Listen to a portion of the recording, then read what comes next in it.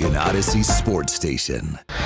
Welcome into The Drive with Carrington Harrison on your home for Chiefs football. Touchdown, Kansas City! And your home for Royals baseball. Fastball hit high in the air, deep left field, way gone into the bleachers. A two-run homer for Bobby Witt Jr. Watch The Drive by subscribing on our YouTube channel or listen on demand with the Odyssey app or wherever you get your podcasts. This show is always going to stand on principles. Dippin' Dots are incredible. Red Lobster is the best restaurant that America has to offer, and baked beans are trash. You're listening to Kansas City's FM sports station, 96.5 The Fan. Here's C-Dot.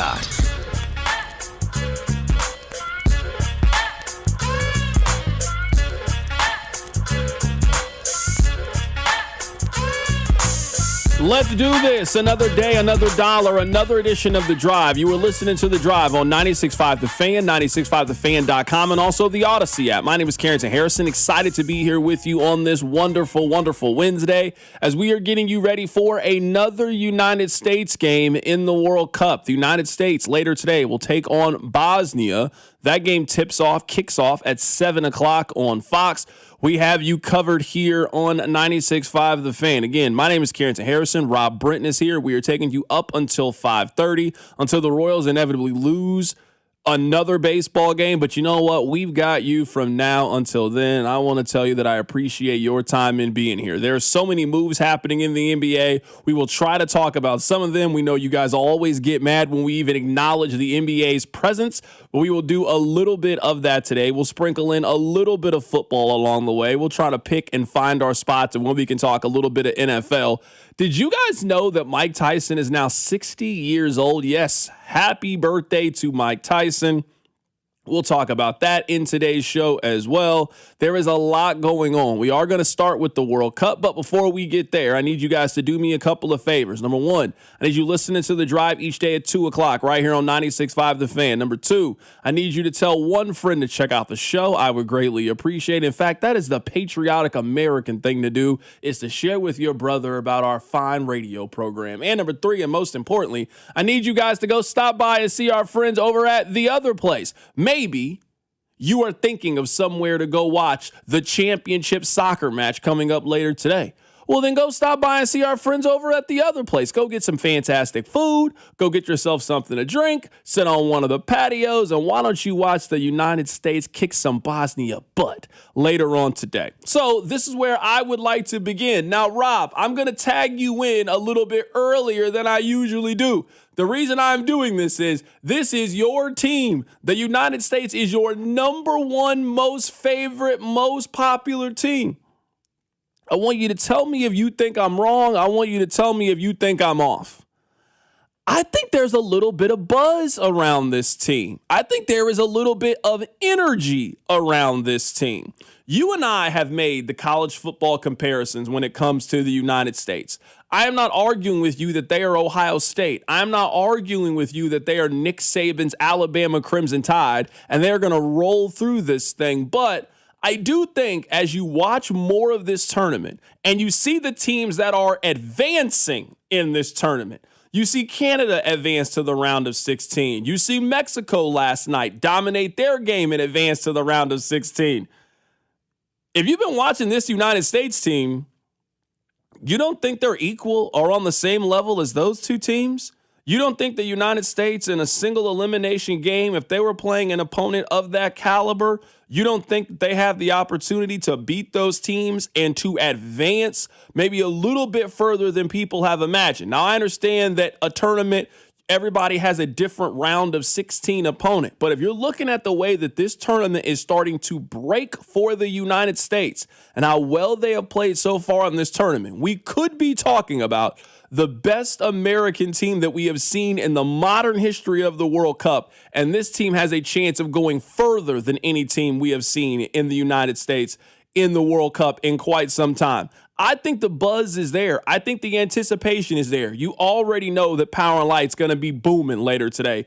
You already know that around the city, there's going to be a lot of watch parties. And I absolutely expect that when we get the ratings, whether it is on Thursday, whether it is on Friday, that Kansas City is going to be number one when it comes to the World Cup, when it comes to watching this team play. We had Harold Kuntz on the show a couple of days ago, and we asked him to give us a comparison of the ratings. This was for the World Cup when they were in the group stage. What does it look like now as we are getting closer and closer to the 4th of July? This team is starting to pick up some buzz. This team is starting to pick up some interest, and the games are getting more important. I mean, we're already getting very close to, I would say, your regular noon Chiefs rating. We're pretty much there. And then I feel like as it progresses, if you get to a quarterfinal, then you're getting, you're getting the NBC nightly rating, you're getting the Fox 325 rating, you're getting the Amazon Thursday night rating. I mean, that's what you're about to get. And I mean, it's big for us. The only drawback is, with this match being Friday, or the Wednesday game with USA, but then our match here at Arrowhead is Friday night, and it's a holiday weekend, so a lot of people are probably going to be out watching fireworks and doing a lot of other stuff. So we'll see how that goes with the going to Kansas City. But the following weekend, on the 11th, that'll be a big one for sure. As I've told you guys, I'm not here to pretend like I'm some soccer expert. You guys know I'm not some soccer expert. I just started watching soccer 2 weeks ago, and I don't plan on watching it much past this World Cup. But I have been watching this tournament. I have been following this tournament. I have been seeing how things are shaking. The United States is a heavy favorite today in their matchup against Bosnia. I believe, based on how this tournament has gone, now maybe this is just because the public obviously wants to bet on the United States, they are going to be a favorite in their round of 16 matchup. If they win that game, if they advance, we are talking about the first time that the United States would be an underdog in the World Cup, could potentially be in the round of 8. And the countries that usually make it to the round of 8, we're talking about the heavy hitters. You don't have to know much about soccer to know the other countries that are going to be participating once you get to that stage. That's when you get to the Argentinas. That's when you get to the Spains. That's when you get to the Brazils. That's when you get to that level of competition. So maybe this is just me as a casual. I want to see the United States go up against these teams. I'm curious to see how the United States matches up against one of these teams. I'm excited to see if the United States can go on a little bit of a run here, can have one of the deeper finishes that they've had in this tournament, and see how far they can take this thing.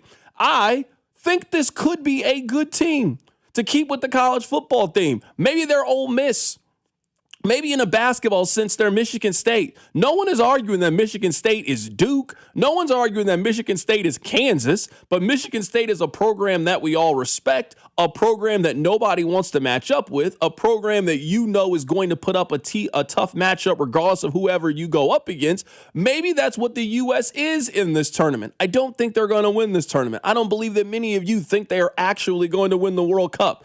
But can they go on a deep run? Can they continue this buzz? Can they continue this momentum? And can they get to the point where we get a chance to see them in a single elimination game against one of the world's powers in soccer and see how they match up against them? I do think that's possible with this team.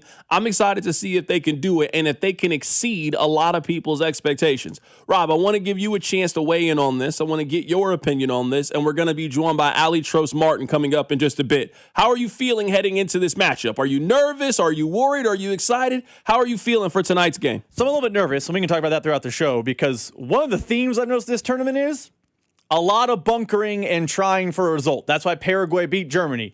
That's why a lot of teams have found their way as an early exit. England had to survive and advance today because teams were bunkering. So that is a challenge the USA will have to master tonight. But to the larger point about this team, I think United States men's national team soccer has a chance to enter the zeitgeist and be one of those popular teams with 2 wins. That's all it takes. If you're telling me this is the best we've seen since 2002, fans will buy in. People like me who are all in on U.S. soccer have been calling this group the Golden Generation. And people have been snickering and laughing at me. And I get why. They have done nothing golden. Christian Pulisic, Serginho Dest, Weston McKennie, what they have done that's golden is, next to their name, it has their club team, and it's always been a club we recognize. That is not golden. That is the same losing that Clint Dempsey did. It's the same losing that Landon Donovan did. If you are truly a golden generation and you are truly different, you beat Bosnia tonight. And then you go do something truly special next week on Monday. You beat, presumably, Belgium. Could be the Senegal, I guess. You beat one of those teams, and now you're in a quarterfinal, and you think it's a fever pitch now. You think there's hype and buzz today. Let there be a quarterfinal match where the United States is playing a Spain or a France or an Argentina or one of those type of teams. This city, this country will be on fire for soccer. Yeah, we'll be talking about 25 to 30 million viewers. If Harold is telling you right now it does a noon rating for a Chiefs game, and we see the national ratings, they're at 17, 18 million. That's a good number. I'm not here to diminish the number, but that's still less people than watch a 325 game. I think you are going to see a huge, noticeable jump today. It's the knockout round. They've been performing well. If there's one thing that you can sell America on, it's a single elimination tournament that they have. So I think we'll get closer to the 20s today, maybe exceed that a little bit. And you're right, as the games get more important and also the opponents that they are playing, I think America wants to see this team matched up against one of the marquee teams and one of the stars of this tournament. America is watching Messi. America is watching France, Mbappe. They are watching those teams. If you get a chance to combine one of those brands with the United States, I do believe you will see a very, very strong number in the World Cup. Coming up on the other side, we'll keep the soccer vibes going. I got a chance to catch up with Ali Trost Martin to preview tonight's game. We'll do that next. Keep it right here, so drive. The Drive with Carrington Harrison on Kansas City's only FM sports station, 96.5 The Fan. Come score the shirt with 96.5 The Fan as we'll be in the Lightwell office building at 11th and Main in downtown KC Mo every Wednesday between 11 and 1 during the World Soccer Championship, giving away shirts, gift cards, and more. Lightwell, managed by Area, owned by Samara Road. Gomer's voted KC's #1 liquor store, family-owned and operated since 1969. With excellent price, selection, and service, Gomer's has helped customers find the perfect libation for any occasion for over 50 years. When it's time to find the good stuff you're looking for, you find it at Gomer's. That wreck really took everything off track. Can't work, can't help with the kids. The bills are stacking up. Then stop waiting. Call the Car Crash Kings, SWL Injury Law. Car crashes, that's what they do. Yeah? Yeah, they go to work so you can get your life back and get paid what you're owed. Don't get pushed around. Visit us at SWL Injury Law today for your free consultation.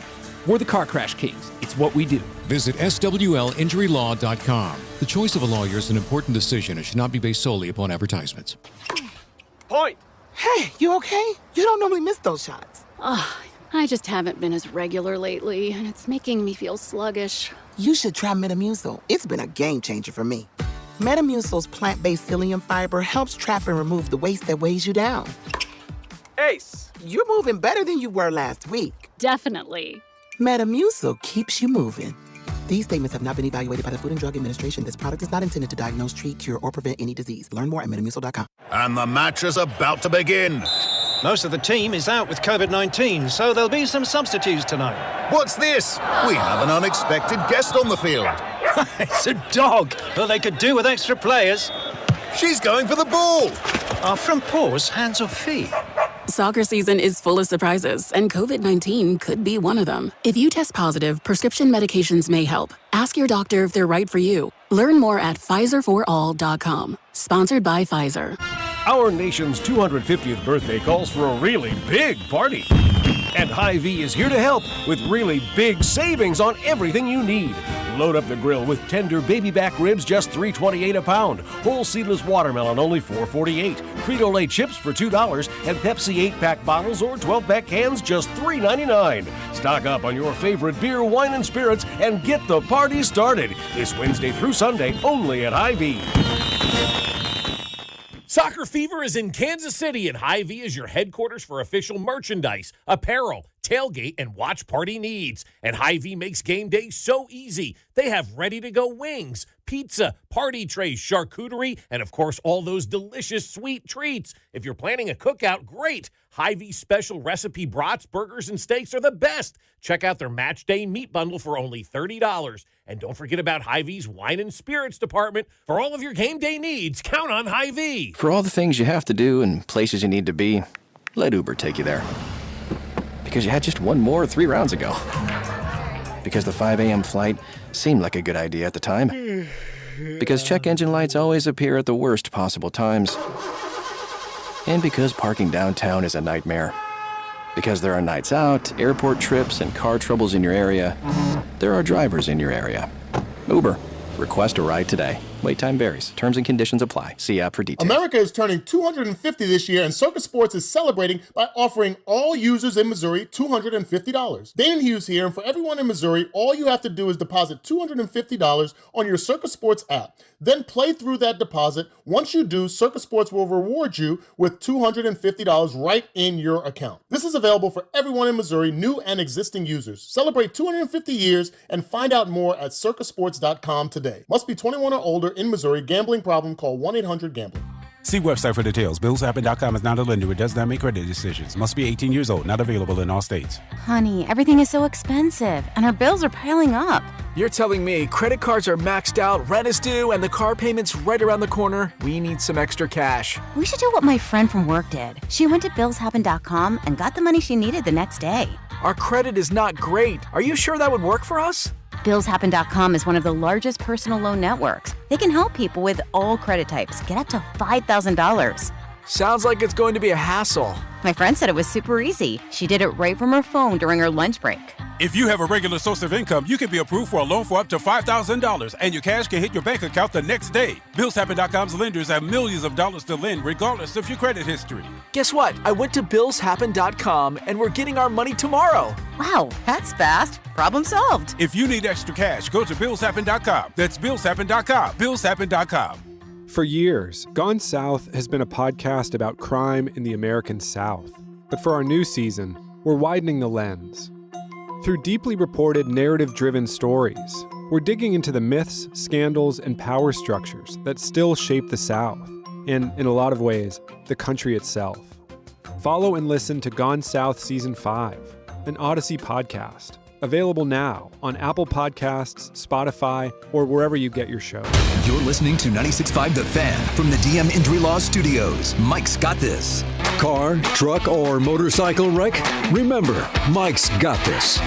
816-888-7500. Mike's got this. Welcome to your home for Royals baseball. 96.5 The Fan.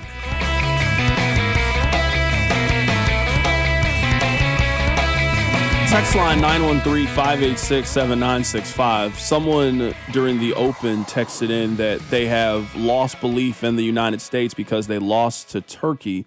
His reasoning was they had a chance to be the first U.S. team to win all three group stages. Every U.S. team is pushed so hard, it's hard to buy in fully. That makes absolutely no sense to me. Now, I don't know much about soccer, but I do know, and correct me if I'm wrong, Rob, the United States had everything clinched heading into that game.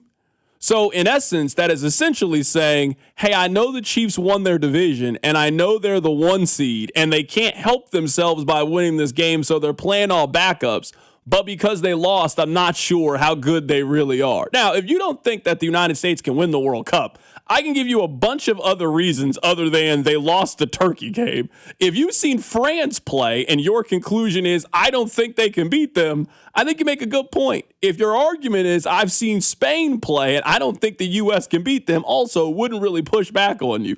Them losing the Turkey game in which they sat all of their key players in preparation of today's game, that just doesn't really check the smell test for me, doesn't really make a whole lot of sense. Earlier today, I got the opportunity to sit down and talk to Allie Trost. Allie Trost, she covers soccer for a lot of different people. She covers soccer for CBS. She covers it for Amazon. She does a little work with the NWSL. That's the league that the Current plays into. She is one of the rising prominent American soccer voices. Happy to get a chance to talk to her. Here's our conversation. C-Dot, I'm great. The World Cup fever is well and off and running in this household. I think I've watched just about every game. I'm losing my voice, but it's been so much fun. And hey, now it's like the business end of the season, as they say in other sports, because you win or you go home. So it's the best time of the tournament. Allie, we got a game today in the United States. The United States is playing Bosnia. How do you handicap that matchup? What do you see?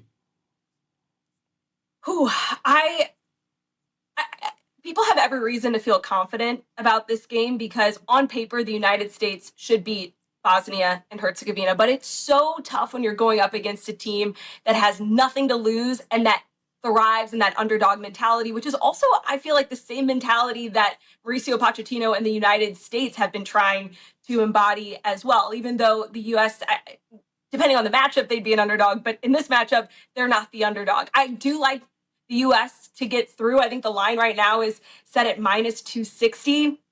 And I feel pretty confident about the United States for a few reasons. Number one, the depth of this team, the quality of this team, and the fact that Mauricio Pochettino was able to rest pretty much every single starter in that third group stage game against Turkey. Yes, they did lose that game. Don't think that that's anything people should look too much into because of the heavy rotation. So I have a lot of confidence for that reason. And also the fact that the home field advantage has absolutely made a difference. The players have talked about it. Pochettino has talked about it. We saw it last night with Mexico and Ecuador, Canada getting through as well. So the host nations have fared well and they've had the crowds behind them.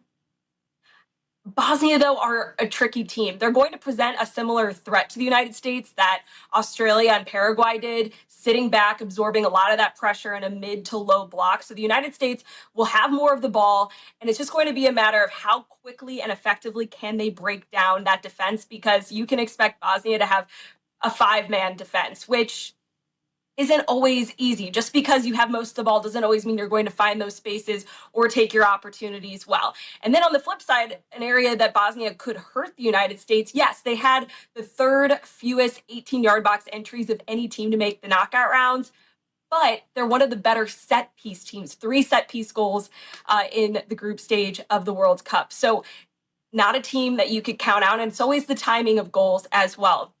I think when you look at how they fared in the group stage, a win, a loss, and a draw, and I think that loss that they suffered against Switzerland is, on paper, it looks a lot worse than it actually was, because all 4 of Switzerland's goals in that 4-1 win came in the 74th minute or later. So Bosnia hung around with Switzerland of all teams up until almost the 75th minute of the game, which means that they kind of just collapsed in the final 15.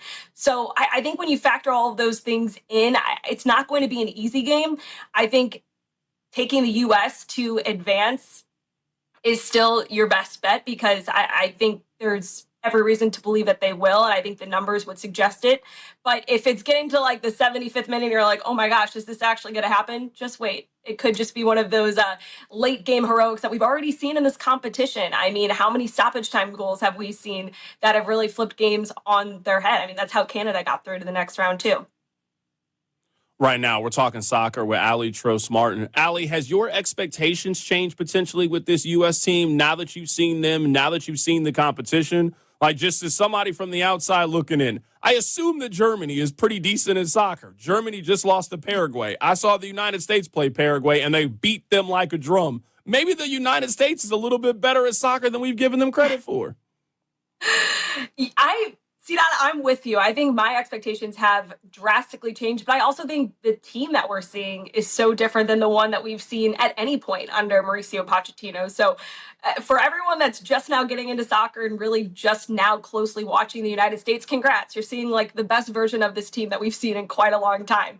And I also think too that they're really embracing that increased expectation that's on the group. Hearing anything that's coming out of training and just observations for people who are on the ground, it really does sound like some of the main takeaways have just been how locked in this team appears to be. Now, these are the types of games where, you really see that in action. You see that tested, because the U.S. hasn't won in a World Cup and knockout stage game since 2002. So either way, history on the wrong side or the positive side is going to happen tonight. U.S. either extend that streak through another cycle, or this is the group that's able to get over that hump. And because of all the reasons I just gave as to why the U.S. should beat Bosnia on paper, with the quality of this team, the depth of this team, the way that they play, still, as we know, anything can happen. So I think a lot of this one's going to come, in between the years. But I think the expectations are high.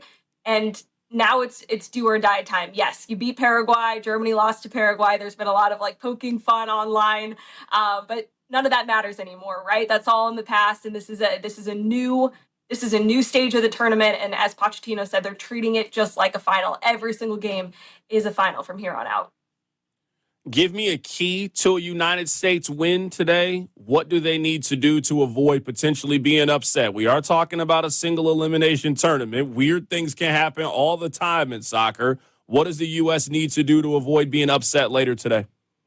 I'll give you two. Number one, Christian Pulisic. He's obviously missed quite a bit of time already in this World Cup dealing with a calf injury. He's only played about 75 minutes in this competition. He was able to come on in that final game against Turkey after having missed the second group stage game against Australia. So that was good news because the team, like I said, was heavily rotated, and he made a massive difference when he came in to the match and just really raised the quality for everybody. What he's able to bring up and down the wing is really special, both creating and also being able to score for the United States. So Christian Pulisic is going to be a big key because when you're trying to break down a team that's so committed to like just staying locked tight defensively, you need somebody who's got that create, and Christian Pulisic has both of those things. The second key for you would be winning the midfield battle. I think the midfield has been one of the bright spots, especially in those first couple games and against Paraguay, most notably. Being able to quickly win the ball back and repress is going to be so key for players like Weston McKennie, Tyler Adams, and Malik Tillman in the middle of the park, because Bosnia, they're not going to have much of the ball. They have one of the lowest possession percentages of any team left in this competition. And so for the United States, that commitment to winning the ball back, making sure that you don't allow Bosnia to spark some sort of counterattack opportunity that could be the difference in this game. All they need is one or two chances. You take that well, and all of a sudden the U.S. are playing from behind. So I think the midfield battle and the midfield for the United States controlling things, as we've seen them already do in this World Cup, is going to be big. And if I were to just give a final one, a lot of the casuals don't like soccer because of the fact that you don't always see a lot of goals. You have to take your opportunities well. And the longer that you let a team like Bosnia hang around in this game and grow in confidence, that's when the nerves start to really creep in and things start to get a little bit dicey, because you don't want this to go to extra time or to a penalty shootout, because we saw some stunning things already in penalties. Two-part question here. Have you changed your winner now that you've seen every team play at least 3 times? And has there been a sleeper emerge for you? I kind of like Japan. I thought they had a chance of pulling off the upset. What a heartbreaking loss to Brazil a couple of days ago. Has there been a sleeper that's potentially emerged that could make a get to the round of 8, get to the round of 4 kind of run? Well, I will say, I believe I said my winner from the beginning is France, and I stand by that. I actually, now having seen everybody play, to me, it's absolutely stunning that France didn't come in as the favorites to win. Spain were the favorites coming into the start of the competition. You watch France, and like, this team is unbelievable. The best attack in the sport, in the competition by far. Unless you're able to put up 3 goals against France, I don't think many teams have a chance of winning, and especially with the form that Mbappe's in. So I'm going to stick with France. I believe that's what I was saying from the jump. But as far as like a dark horse or a team that I think could make like a pretty deep run, Norway? I mean, like, Norway don't play the best soccer, and Erling Haaland isn't the type of striker with how they play where he's going to be the most involved guy, not like an Mbappe necessarily, but all he needs is one touch and one moment in front of goal, and that was the difference for Norway getting through to the round of 16 yesterday. So I kind of like Norway. And then Morocco, a lot of people will say is a dark horse, but this is a team that has done well in recent World Cup cycles and has so much depth and so much talent. So I like Morocco as well, but I don't think that they're a team we should be too surprised about just because of the quality and the history. This is a nation that has absolutely been on the rise. So I'd say that. And then is it fair to say, like, can we call the U.S. a dark horse? I know that they're on, playing on home soil and not a nation that's traditionally, made deep runs in the World Cup. But I kind of like what I've seen so far, and depending on how they do tonight, I also think Mexico, I mean, they put people on notice last night. They haven't lost a game or conceded yet in this World Cup. Like, that's insane. So they're kind of playing like a special kind of feel around them right now. So did you ask for 4 teams? No, but I gave you 4 teams. How do you like that? I don't know anything about soccer, but when I watch France, I'm like, oh yeah, they're better than everybody else. They got people look like they were created in like some kind of lab to dominate this event. See that? Watching France like building an attack and going forward is like watching the Chiefs in 2018. And like Mahomes just like slinging the ball. You've got like guys running all these routes, and it's like, oh, who's going to get the ball this time? Because you know that no matter who it is, it's going to be dangerous, and they're probably going to find the end zone, or they're probably going to find the back of the net. To me, that's what it's like watching this France team. It's like they just have every single threat, every single weapon, and they play this like really fun, fluid brand of soccer that is just nearly impossible to stop. It doesn't matter who you're marking. Somebody in that mix is capable of putting the ball away and doing something like that you've never seen before. So that team, if they're not in the final, I'll be stunned. Allie, just do me one favor. I know you don't live in Kansas City anymore, but you certainly have spent a lot of time here. I want you to spread the gospel to everybody that you know that there is not a city in America that loves the World Cup and follows it more than Kansas City. I just want you to tell everybody that you come into contact with. Carrington, not only have I been doing that, I went to Kansas City for like the last almost a week. I was there from Wednesday through Sunday this last week. I went to the Netherlands-Tunisia game. I went down to Power and Light. I did the whole like Netherlands, which so sad that they're out because I feel Dutch by association now.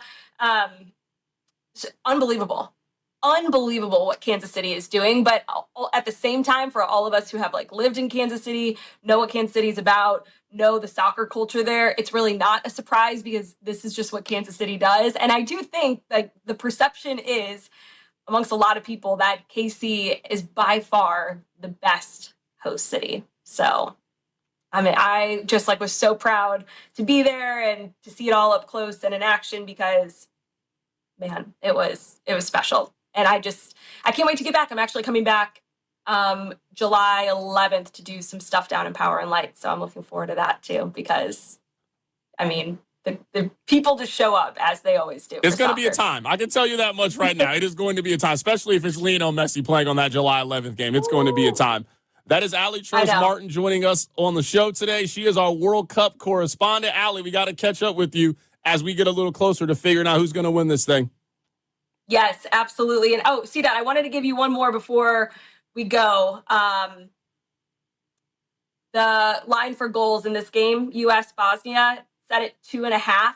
We've seen a lot of goals already throughout the World Cup, and my gut's telling me to take the over on that one for the United States Bosnia game. I don't feel confident in Bosnia scoring, but I do feel confident in the United States scoring.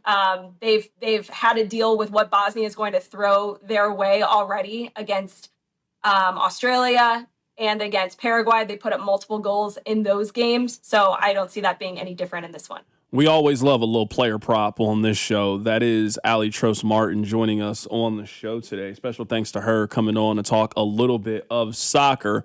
Rob, we have now reached the portion of the show where I give you a little bit of fun facts and I let you learn a little bit more about the country that the United States is going up against. Hit it, Rob. All right. There is a common joke among Bosnians that their national sports in this order are football, coffee, and smoking. So that is something that the locals say. They're also ranked 10th in the world in consumption of coffee. They love their coffee there. Now, I don't know how accurate this was in my crack internet research, but it says that the unemployment rate in Bosnia is 75%. 75%, it said. That number can't be right. That's just, I'm telling you what I found on the internet. I don't know. I'm not saying you're wrong, but you're telling me 2/3 of the 3/4 of the country, is unemployed? I'm just telling you what the internet told me about Bosnia that I wanted to share with you so you could learn a little bit more about Bosnia. Maybe a little less smoking and coffee, a little more working. They have a currency that cannot be exchanged elsewhere in the world. They have 3 official languages. So if you add up all of their residents, about 2 million of them speak Bosnian, about 1 million of them speak Serbian, and an extra 300 to 500,000 of their residents speak Croatian. So they have 3 technically official languages: Bosnian, Croatia, and Serbian. And that is the demographic. That is the breakdown. Bosnia, as a country, has roughly the same population of Arkansas. So you could take everybody in Bosnia and they would match the population of the people in Arkansas. Another fun fact about them: there are more waterfalls in Bosnia than there are in Italy, France, and Germany combined as countries. A little bit of a fun fact there. I did not know that. I also didn't know they've never gotten a medal in the Olympics. Like no medaling at all. They've never medaled in the Olympics. The United States can't be losing to countries that ain't never got a medal before, bruh. Not once? They've never once gotten a medal? You can't lose to them. That's surprising considering all the waterfalls. I'm just saying, you can't lose to them. Those are my fun facts about Bosnia, so you can learn a little bit more about them. I'm not even going to try to pronounce the other word. They're just Bosnia. Herzegovina. They're just, you know what? Life's about knowing what you can and cannot do. I can't grill. I can't pronounce. What's that word? Bosnia and Herzegovina. Herzegovina. I don't know. So there's Bosnia. You know what I'm talking about. You know exactly the country that I'm discussing with them. Tonight on the television, out the Peanut on State Line, it'll be BIH on the broadcast. It's good enough for me. I can't wait. I'm looking forward to watching it with you. Rob, I wish you had given me the paper so I could do the read, but we will be gathering together to view the game coming up later today at the Peanut on State Line. That's where we will be. We will be gathering together. All of us will be sitting around televisions and we will be viewing the exhibition simultaneously. It will not be a party. It will not be fun, but we are all going to sit there. You can say fun. You can say it will be fun. Okay, I can say that. Okay. You can say fun. What I'm just saying is, if people are gathered together and they're having fun, that sounds like a word I can't say. But we plan on having food. We plan on having drinks. We plan on listening to music and singing songs and having a good time. The soccer game will be on in the background and we will be viewing it. So if you would like to do that activity with us, if that sounds like something that would interest you, I will be there later today. Rob will be there later today. I can't wait to walk around and say hello to all of you and get your opinion. The text line is saying that my Google search was broken. I don't know. I'm just telling you what the internet told me. The people on the text line are mad at me for reading what I found on the internet. Let me find what website it was. Hold on, let me find it. I'm not here to disrespect the Bosnian people. I never been there before. Maybe you read it backwards because 75%. No, I can send you the website. 75% unemployed. Hold on, I'm telling you. Hold on, the text line's mad at me. I'll tell you what website I got it from. That's like the whole country. I'm just telling you what the internet told me. I prefaced that from the very, very beginning. I said I don't know. I'm just telling you what the internet. It may be. Right here, countryreports.org. Don't yell at me. That's what it says. .org getting it wrong, too, is bad. Yeah. I got to start sending it to people. Hold on. That text line's mad at me. All I was doing was reading. How can I know that countryreports.org wasn't official? If you can't get accurate information from countryreports.org, where can you get information from? You now have to wonder, how many waterfalls do they really have? Yeah, I don't even know. That's a tough question. My bad. I'm sure they're great, hardworking people in Bosnia. There's great people on both sides. I don't know. I've never been there before. I don't plan on going there before. I do plan on watching them play soccer later today. Somebody asked, is the Royals going to be on? Absolutely not. We'll ask them to turn it off. I'd rather the TV be dark than you turn to the Royals game. I'd rather you put on a movie with no sound because the sound from the game is on than you put the Royals on. We should ask the Peanut tonight, hey, keep one TV just off as a memorial for the Royals season.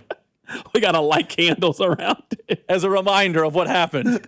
You got to bring your Bobby Witt jersey, your Connect jersey. Let's lay it in front of the screen and light candles around it. This is the TV that would be on the Royals if the Royals were good. Let me ask you this. I don't know if you have the answer to this. Do you think Kansas City would be number one in the World Cup ratings if the Royals were good? Yes, I still think they'd be number one.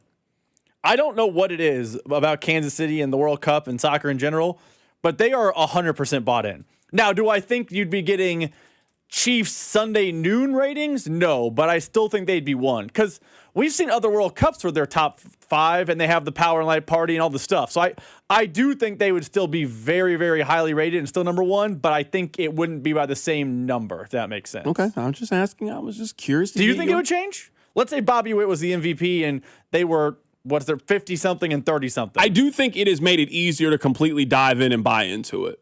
For example, I don't know how much, I think right now the World Cup is 70% of our show, 75% of our show. I don't know if that would be the case if the Royals are what they were supposed to be. I think we have sort of been forced to lean all into the World Cup, just like everybody has been forced to lean all into it, because what else are we going to be talking about at this time? I don't really have much interest in coming on here and telling you every day the Royals are bad. I don't really have much interest in doing that. You know they're bad. I don't really want to do that. So I do think that is part of it. I think it would obviously still be going very well. And I still think Power and Light would be packed and all those things. I was just curious to get your thought process and all of it. Speaking of the World Cup, Rob, we will play one of my favorite games. How much does it cost to go to the game tonight? We'll play next. Keep it right here. It's The Drive. Tune in to hear the Hall of Fame voice of the Royals, Denny Matthews. There's a high fly ball, deep left center. That goes Ward to the wall. Gone. Bobby Witt Jr. Every Monday at 3, right here on your home for Royals baseball. 96.5, The Fan.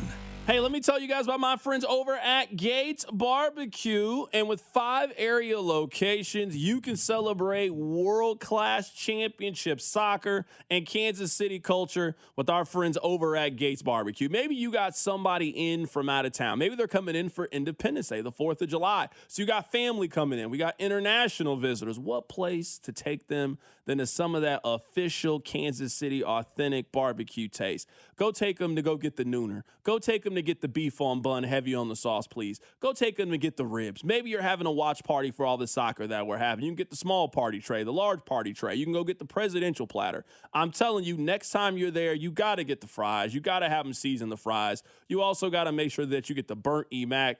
It's moving up the list of one of my favorite sides in Kansas City. If there's one thing we got here in Kansas City, we got great barbecue sides. The Bernie Mac, it's definitely on that list. Again, with 5 locations around town, there's even one right around the corner from Kansas City Stadium. So if you're leaving the game this week, what better place to celebrate everything than with our friends over at Gates Barbecue? And also remember, especially with the 4th of July coming up, the next time you're at the grocery store, make sure you get some of the sauce. Make sure you get some of the seasons for your own cookout. I know you guys love to grill. If there's one thing I've learned over the last couple of days of doing the show, it's that you guys love to grill. So you buy all the sauces and all the seasonings and do the grilling for me since I can't. It's Carrington here telling you about our friends over at Gates Barbecue. Come score the shirt with 96.5 The Fan as we'll be in the Lightwell office building at 11th and Main in downtown KC-Mo every Wednesday between 11 and 1 during the World Soccer Championship, giving away shirts, gift cards, and more. Lightwell, managed by Area, owned by Samara Road.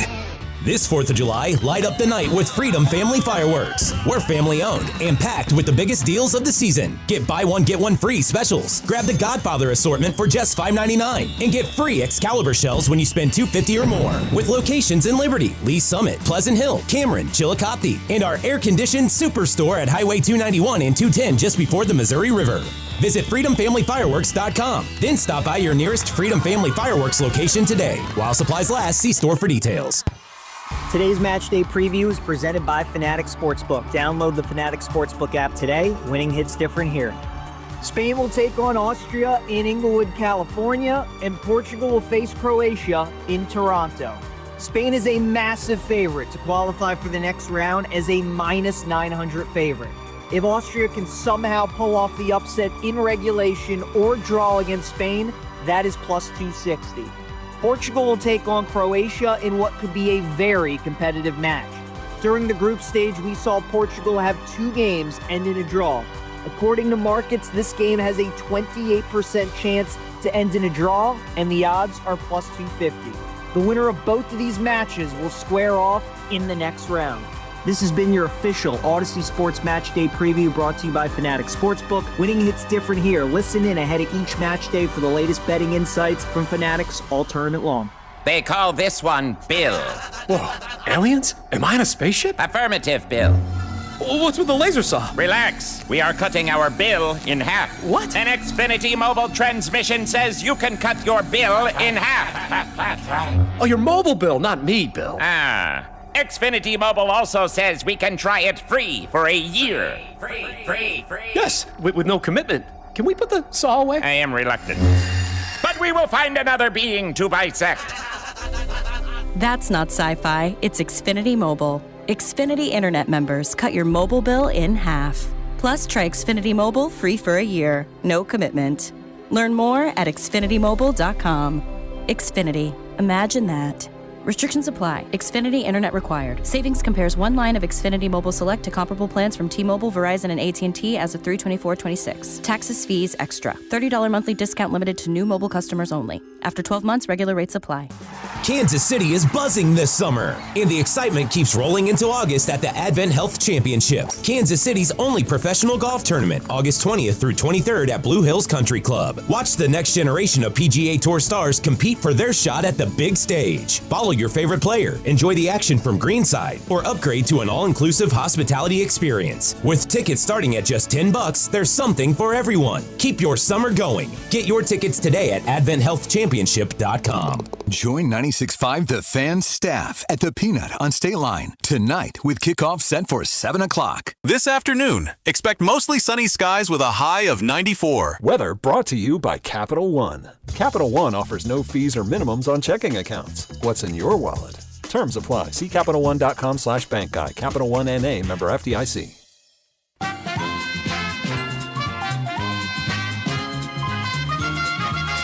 Text line cooking me for reading. I don't understand.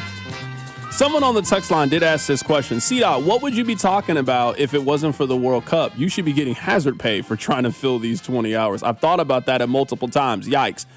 If I had to guess, there would have been some vacation time in the middle of this. I'm just going to go ahead and tell you that right now. Like, I don't plan on taking any days until after the World Cup is leaving.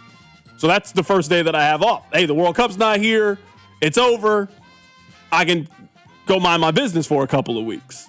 But no, I'm locked in right now. If I had to guess, it'd be a lot of Chiefs hypotheticals and some random bit that would get us through. Or Eric Bossi would be giving Jason Crow and Tyron Stokes scouting reports like you've never seen. We would have already been talking college football. Like, we would have already been talking college football if that had been the case. I mean, we always figure it out. You know what I mean? Like, if we got through COVID together, we get through anything. I can tell you on this show. But I'm telling you that what happened. I also, and Rob knows this, I have a pretty cool update of something that is happening at the end of the month that I'm excited to tell you about. It benefits me, and it will benefit some of you. Not benefit all of you, but it will benefit some of you that listen to this show. So I'm excited to tell you more about that whenever I legally can tell you that. Ooh, see how I said that there? I had to sign some paperwork. I can't tell you until it's time for me to tell you. All right. We're going to play a very simple game. This game is how much to go to the game tonight. International Price is Right. As you guys know, the United States, they are playing Bosnia. And what we know about Bosnia is they got great, hard-working people that can obviously afford these tickets. That may or may not like coffee. That's what we know. Oh, they love coffee. It don't matter how much you charge them for coffee. $7 for a little cup of coffee. They're paying for it in the stadium. Rob, you know what? I want you and your lady to splurge for this one. You know, the tickets are getting scarce right now on StubHub. They're getting scarce. But I've got 2 locked into my cart right now. I'm going to let these go in a little bit because if you want to buy them, I want to make sure you can get access to them. I'm not using them. These are in section 127, row 19, and they got the little fire emoji, high demand. Oof. How much for the pair of these tickets? I mean, these are right back behind one of the goals here. I mean, that's where you want to sit. This is a dream of yours. Standing up, jumping, screaming, cheering for the United States with all your countrymen. How much for this pair of tickets to go to tonight's United States against Bosnia-Herzegovina soccer match?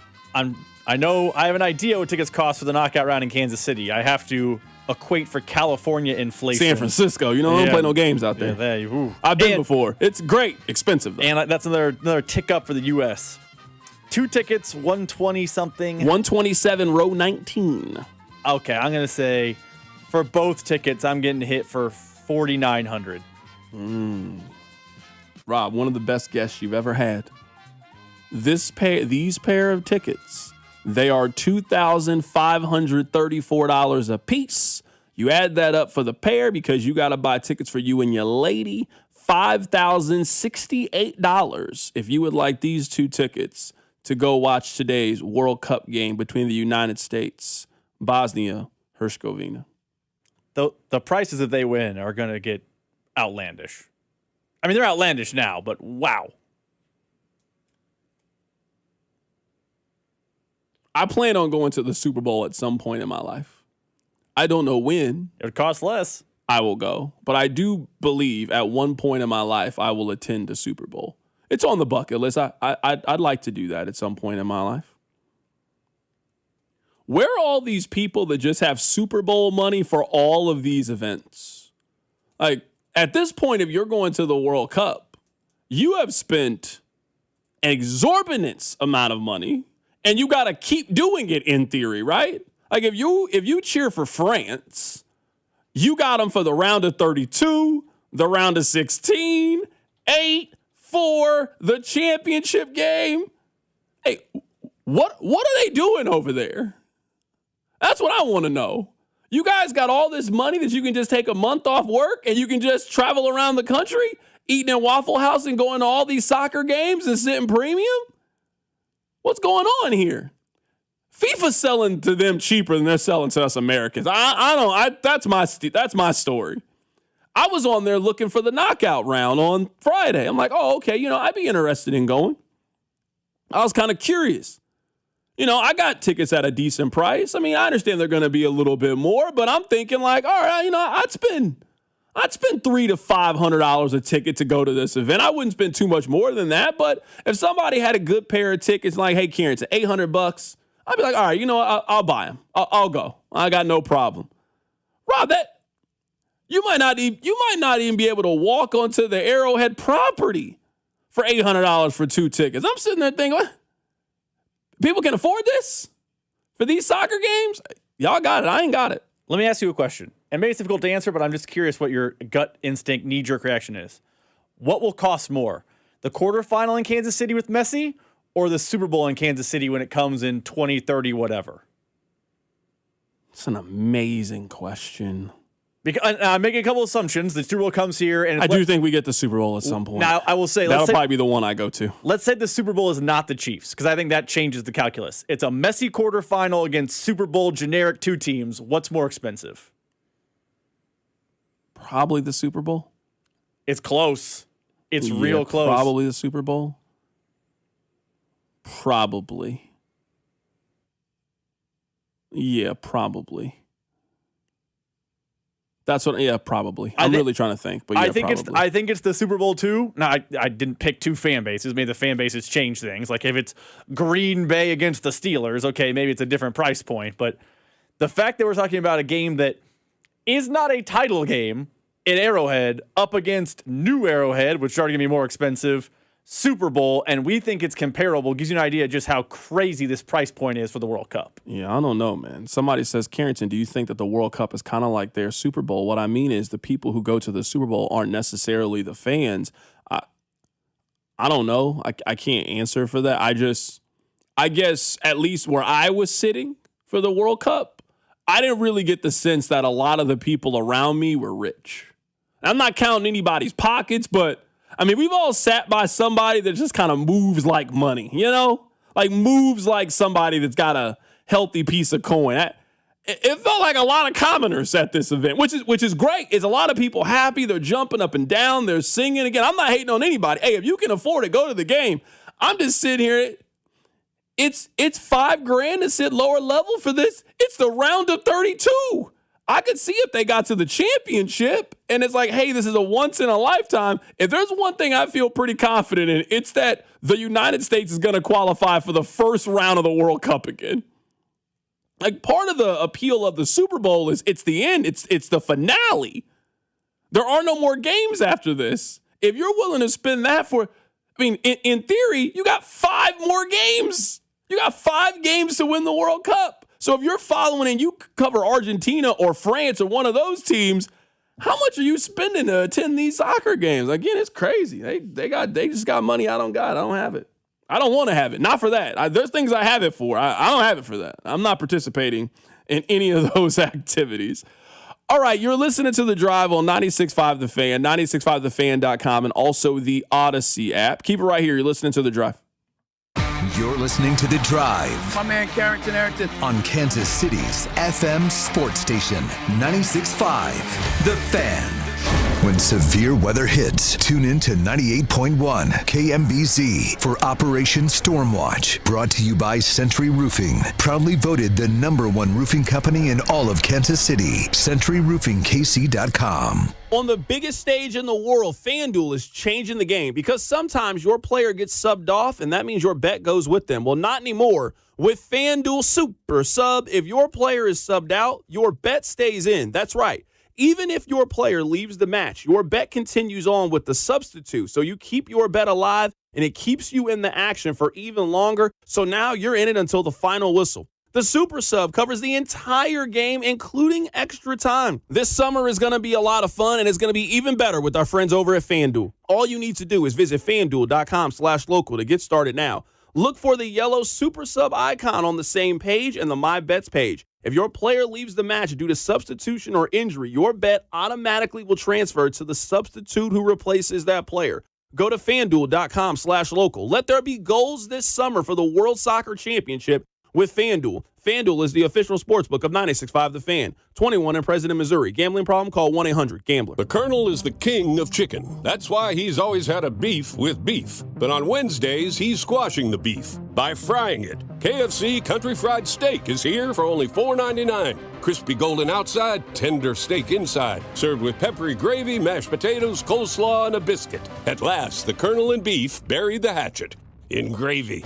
Get the $4.99 Country Fried Steak Wednesdays for a limited time only at KFC. Prices and participation may vary while supplies last. Not available on third-party ordering platforms. Tax, tip, and fees extra. Skechers elite athlete OG Anunoby has been making history on the basketball court. Anunoby tips it in. Unbelievable. What a shot. He's been balling out in Skechers high-performance basketball sneakers, and the world is noticed. But how does OG train off the court to keep in peak physical condition? Hands-free Skechers Slip-ins Aeroburst. They help prepare OG for the physical demands of playing at a championship level. Get your pair of Aeroburst for only $165 at a Skechers store, Skechers.com, or wherever high-performance running shoes are sold. $5,000. That's the average amount of money people in the U.S. are now spending on gas in a year. $5,000. That's crazy. If you drive, you have to download Upside, the free app that gives you cash back for buying gas. That's right. You can earn cash back with Upside just for buying the gas you're already buying. You can literally start earning cash back today. I use Upside, and just last year, I made nearly $300. You're putting gas in your car anyway. Why not get cash back? If you like extra cash, download Upside. I'm saving the cash I earn from using Upside to help pay for a vacation later this year. Download the free Upside app now to earn cash back when you fill your tank. Use promo code FRESH to get an extra 35 cents per gallon on your first tank. You can cash out anytime, right to your bank or a gift card for Amazon and other brands. Just download the free Upside app and use promo code FRESH for a 35 cents per gallon bonus on your first tank. That's code FRESH for a 35 cents per gallon bonus. This summer, Casey's has 89-cent medium fountain and new Frostbite by Casey's drinks. But if you don't have 89 cents, you could check your center console, dig between your couch cushions, ask Grandma for $1, or just use your credit card. 89-cent medium Frostbite by Casey's or fountain drinks at Casey's all summer long. Restrictions may apply. See store for details. Point. Hey, you okay? You don't normally miss those shots. I just haven't been as regular lately, and it's making me feel sluggish. You should try Metamucil. It's been a game changer for me. Metamucil's plant-based psyllium fiber helps trap and remove the waste that weighs you down. Ace, you're moving better than you were last week. Definitely. Metamucil keeps you moving. These statements have not been evaluated by the Food and Drug Administration. This product is not intended to diagnose, treat, cure, or prevent any disease. Learn more at Metamucil.com. And the match is about to begin. Most of the team is out with COVID-19, so there'll be some substitutes tonight. What's this? We have an unexpected guest on the field. It's a dog. Well, they could do with extra players. She's going for the ball. Are front paws hands or feet? Soccer season is full of surprises, and COVID-19 could be one of them. If you test positive, prescription medications may help. Ask your doctor if they're right for you. Learn more at PfizerForAll.com. Sponsored by Pfizer. Yo, it's Jay Uso from WWE, and I'm Jimmy Uso. Chumba Casino and WWE are hyped for the biggest event of the summer, SummerSlam. I know, I can't wait. There's nothing better to do while we're waiting than playing Chumba Casino. Sign up today, and you could win a VIP experience with Chumba Casino and WWE for SummerSlam. So what are you waiting for? Play Chumba Casino and enter for your chance to win. Let's Chumba. Yeah. Sponsored by VGW Group. No purchase necessary. See terms at ChumbaCasino.com. Must be over 21 and present in a state where it's legal to play. Wendy's new Biggie Deals lets you choose whatever you're in the mood for. It's like a music mixing board of deals, and you're the producer. Go with some chill folk music with a JBC in the $4 Biggie Bite snack. Try the drum and bass of deals with a double stack in the $6 Biggie bag. Or go full-on sandwich symphony with an $8 Biggie bundle, the grand finale of snacking. And the best part? They all come with napkins. $4, $6, and $8 Biggie Deals how you want them at Wendy's. Price and participation may vary. Single items at regular price. Prices may be higher in Alaska, California, and Hawaii. Brought to you by Duke's Real Mayo. This is the Duke's Country Song. It's a song about the best mayo. It has a yellow lid, and its full name is Duke's Mayonnaise. Get Duke's Mayo in store. It's got twang. Hey, it's Bobby Witt Jr., and you're listening to the home of the Royals, 96.5 The Fan. KFNZ FM and AM, HD1 and HD2, Kansas City, in Odyssey Sports Station.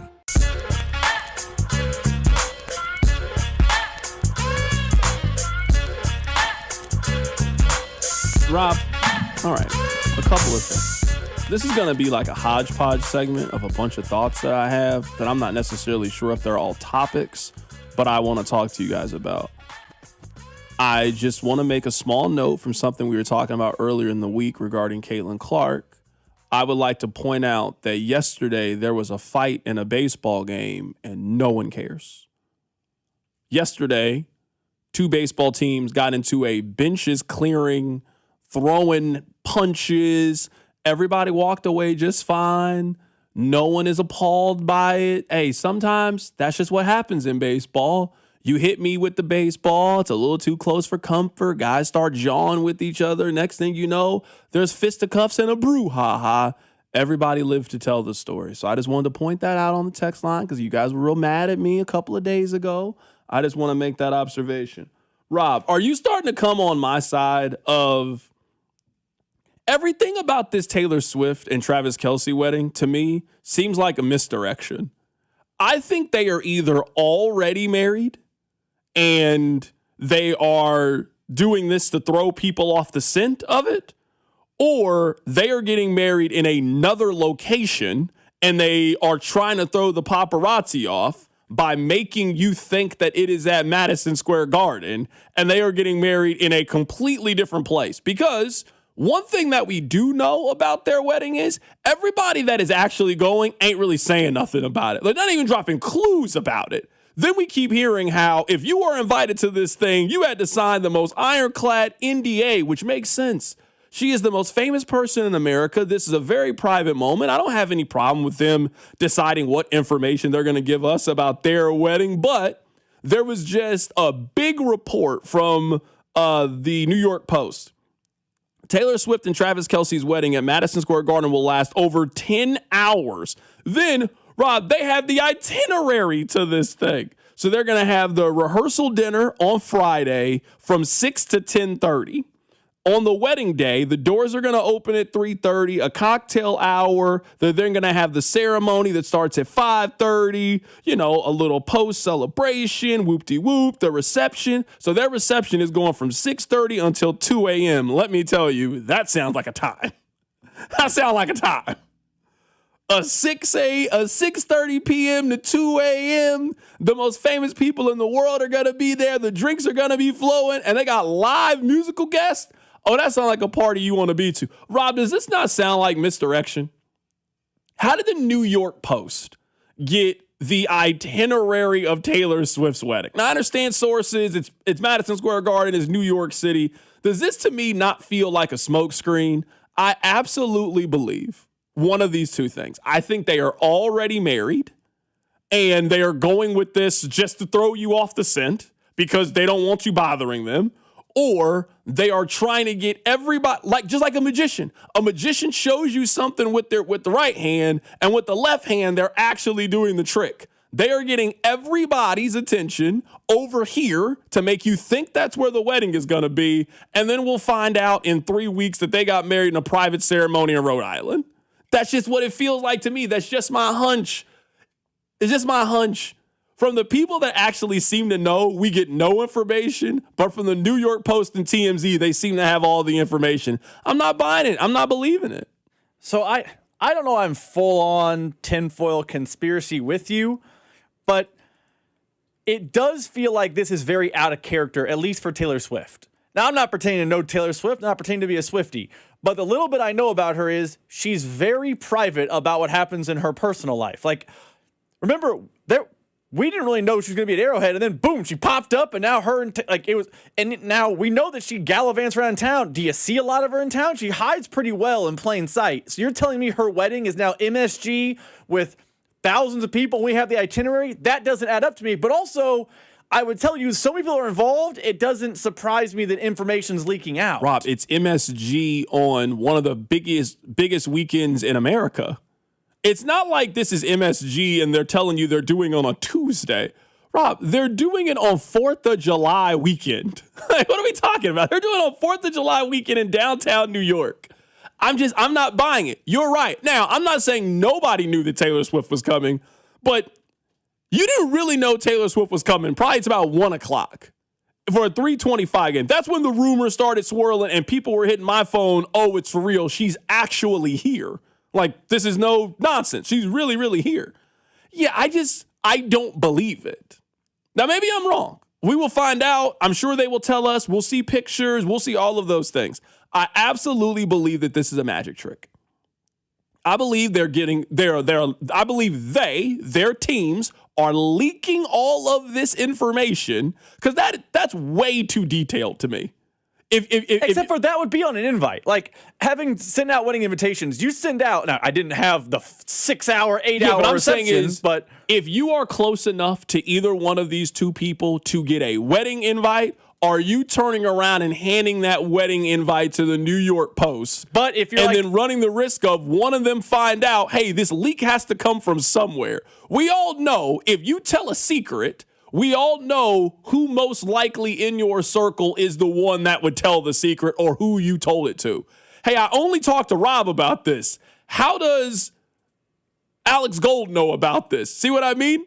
Again, I could be wrong. Maybe all of this is 100% on the up and up. But I find it hard to believe that 2 days before the wedding, the New York Post they have all the information. They have who's performing, what time they're going to be there, how many people are going to the dinner.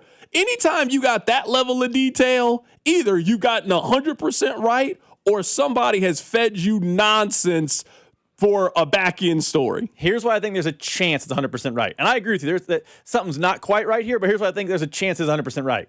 This is not a regular wedding. So, I'll just use mine as the example. If I told you, hey, blank is going to happen at my wedding, don't tell anyone, and suddenly Gold was like, yo, I heard this is happening. I could figure it out. Travis Kelce and Taylor Swift's wedding has a wedding planner who has an assistant, who has an assistant, who has an assistant, and then there's the MSG catering staff who has an assistant. Like, there are people 6 and 7 rungs down from guests that would need to know this information. Like, if you are one of the servers or a friend of the server or the doorman, you would need to know the timing of all these things. So you would be compelled to leak it to the Post because you might get paid out and they might never find you out. Yeah, no, for sure. I mean, I could be wrong. I just have no clue. I'm just telling you what my antennas are. Let me ask you this. This is my last kind of random question that I'm not sure if is really a topic. Why do you think Kareem Hunt's not on a team? Because I'm just thinking of this. I think what Kareem Hunt's skill set is a very valuable skill set to have. It's not the most valuable skill set you can have, but if you are a running back that has the level of success that he has on short yardage situations, you can be somebody's third running back. You can be somebody's fourth running back. You can be somebody's Brashard Smith. We don't even think Brashard Smith's going to get a lot of carries on this team. You can be somebody's fourth running back where your one and only job is to come in the game in 3rd and 1 and 4th and 1 and convert this 3rd and 1 and 4th and 1 into a first down. I would say outside of Jalen Hurts in the tush push, he might have been the best at it in the National Football League last season. Why do you think Kareem Hunt's not on the team? This is not me insinuating that something nefarious happened. I'm just curious on why the reason is, because this guy has such a skill set. Like, Rob, if I was telling you right now, hey, this guy might be the best three-point shooter in the league, I don't care if you can't guard anybody. I don't care if you can't dribble. They will find room for you on somebody's NBA team to come down and knock down shots. If you are the best free throw shooter in the world, somebody will find something for you to do on their basketball team, because making free throws is important. Short yardage situations are also very, very important. Why do you think he's not on a team? That's a great question. I don't know the answer, but is it possible it's because the rest of the league views him different than the Chiefs do? Because last time he was unemployed, remember, he wasn't signed like week, 5 or 6 by the Chiefs in 2024. He didn't have anyone want him. He left Cleveland. The thought was he's done. No one touched him till in the season. Chiefs signed him, then re-signed him. Maybe the rest of the league either A, doesn't view that skill as important, or B, doesn't think he's got that skill anymore, because it's the second time he's hit free agency and has kind of thought no one's coming around. Text line 913-586-7965. CDOT, I think he is on standby for when the Chiefs, when they have an injury. That makes some sense to me. Somebody else, I just don't think he wants to play anywhere else unless it's here in Kansas City. Someone else, I either believe that Kareem is done or he's waiting for an injury here in KC. Maybe. I guess my question would be is Kareem Hunt right now, just that job, that role is a pretty lucrative job, right? It's a pretty lucrative job. Now, I don't know all of Kareem Hunt's skill set, but I'm just going to go out on a limb and say there is not a job next season that is paying Kareem Hunt outside of playing football more than $1.5 million like he got last season in Kansas City. So I personally find it a little hard to believe that the Minnesota Vikings, for example, offered Kareem Hunt $1.5 million to come in and just be their short yardage running back. And Kareem Hunt was like, nah, I'm good. I'm waiting on the Chiefs. What? Why? The Chiefs have shown you they've moved on from you. The Chiefs went out and spent a lot of money in free agency to go get somebody. They then went out in free agency and gave DeMarcado the same deal they were giving you. They also doubled down in the draft and got a young guy in Emmett Johnson. I don't want Kareem Hunt back on the team. Kareem Hunt has taken away important carries from somebody. So even if Kenneth Walker goes down, knock on wood, obviously not hoping that it happens, I don't want you to now give those carries to Kareem Hunt. Give him to DeMarcado. Give him to Emmett Johnson, the young gun. I think the time for Kareem Hunt in Kansas City is over. But just because there's not a role in Kansas City doesn't mean that there's not a role for a guy who, again, he's converting 75, 80% of 3rd and 1, 4th and 1. Hell, even next year, if you give him 30 carries, let's say that all he gets is short yardage carries. 3rd and 1, 4th and 1, he gets 30 carries. Rob, how many of those do you think he converts? Just based off last year, 25, 26 of those? That guy's worth having on somebody's team. Somebody's team is worth having them. Hell, get rid of that fullback you have and start giving those carries to Kareem Hunt. Kareem Hunt carries were safer than you doing quarterback sneaks last year. So imagine if you got a quarterback that's already brittle and you're afraid to do the QB sneak. Hell, bring in Kareem Hunt and have him do it. You just think that Kareem should be on somebody's team. He showed enough last year to be on somebody's roster. I think the rest of the league views him different than Kansas City does, because this is the second time that he has been unemployed with no one interested. And the thought is, well, maybe the Chiefs will be interested, but the Chiefs I don't think are going to be interested. Man, I see the text line. See that? That's the only thing he can do. I'm with you. I think that's a really, really valuable skill to have. Like, if you're telling me the only thing you can do is you're a short yardage wizard, that's an important skill set for a running back, you know? You're not the fastest. You don't got the great hands. Hell, every time we give you the ball, you're gonna convert third down. That seems like a guy it's worth having on the team. All right, coming up on the other side, we'll get back to the World Cup. I got a chance to catch up with Danny Parkins earlier today as he gets ready for his afternoon show. So he will be on directly after the World Cup. So we'll catch up with Danny Parkins and get his thoughts on the United States as we get ready for their game coming up later today against Bosnia. Keep it right here. It's The Drive. You're listening to The Drive with Carrington Harrison, the go-to show for dating advice you didn't ask for. If you got to ask your girl to help on the bill on Valentine's Day, you've done something wrong. On your home for Kansas City sports, 96.5, The Fan.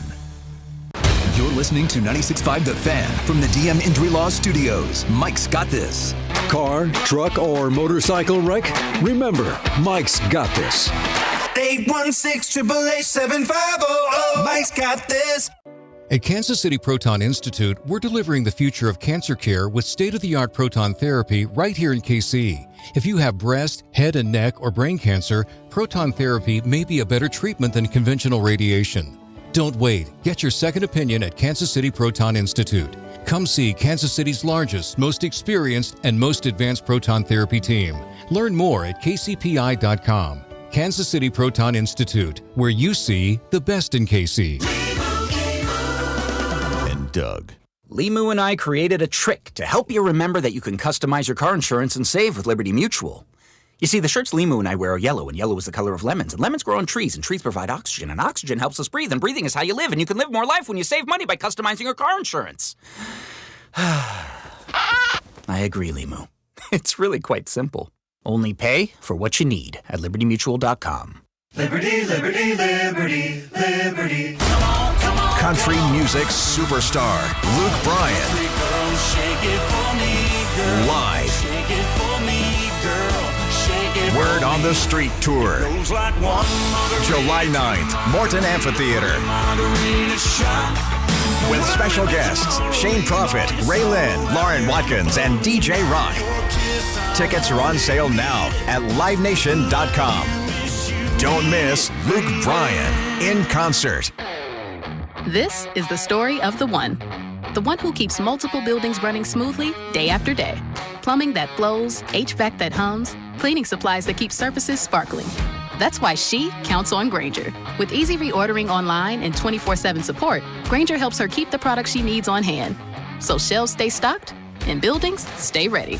Call 1-800-GRAINGER, click Grainger.com, or just stop by. Grainger, for the ones who get it done. Pump up the volume. Business moves fast.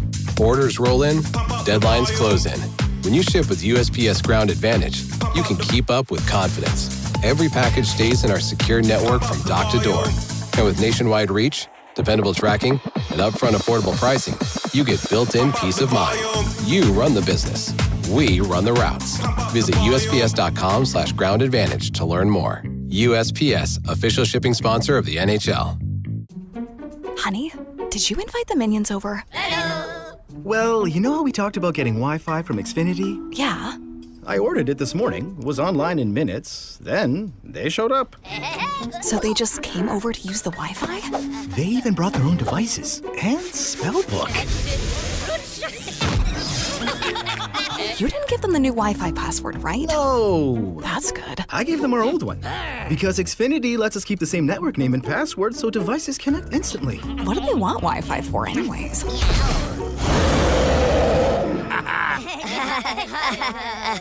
Better not to know. Plausible deniability. Get streaming or scheming instantly with same-day Wi-Fi from Xfinity. Plus, lock in one price for the most reliable fiber-powered Wi-Fi for 5 years. Guaranteed. And see Minions and Monsters only in theaters. Xfinity. Imagine that. Restrictions apply. Not available in all areas. Use of fiber coaxial cable. Learn more at xfinity.com/same-day Wi-Fi. Get in the zone, AutoZone. Summer's finally here, and we're kicking it off with a whole lot of free. Free brake pads with Duralast rotors. Free oil filter with 5 quarts of oil. Free Armor All wipes with Armor All glass cleaner, and more. More free, so you can have more summer. Celebrate free at AutoZone.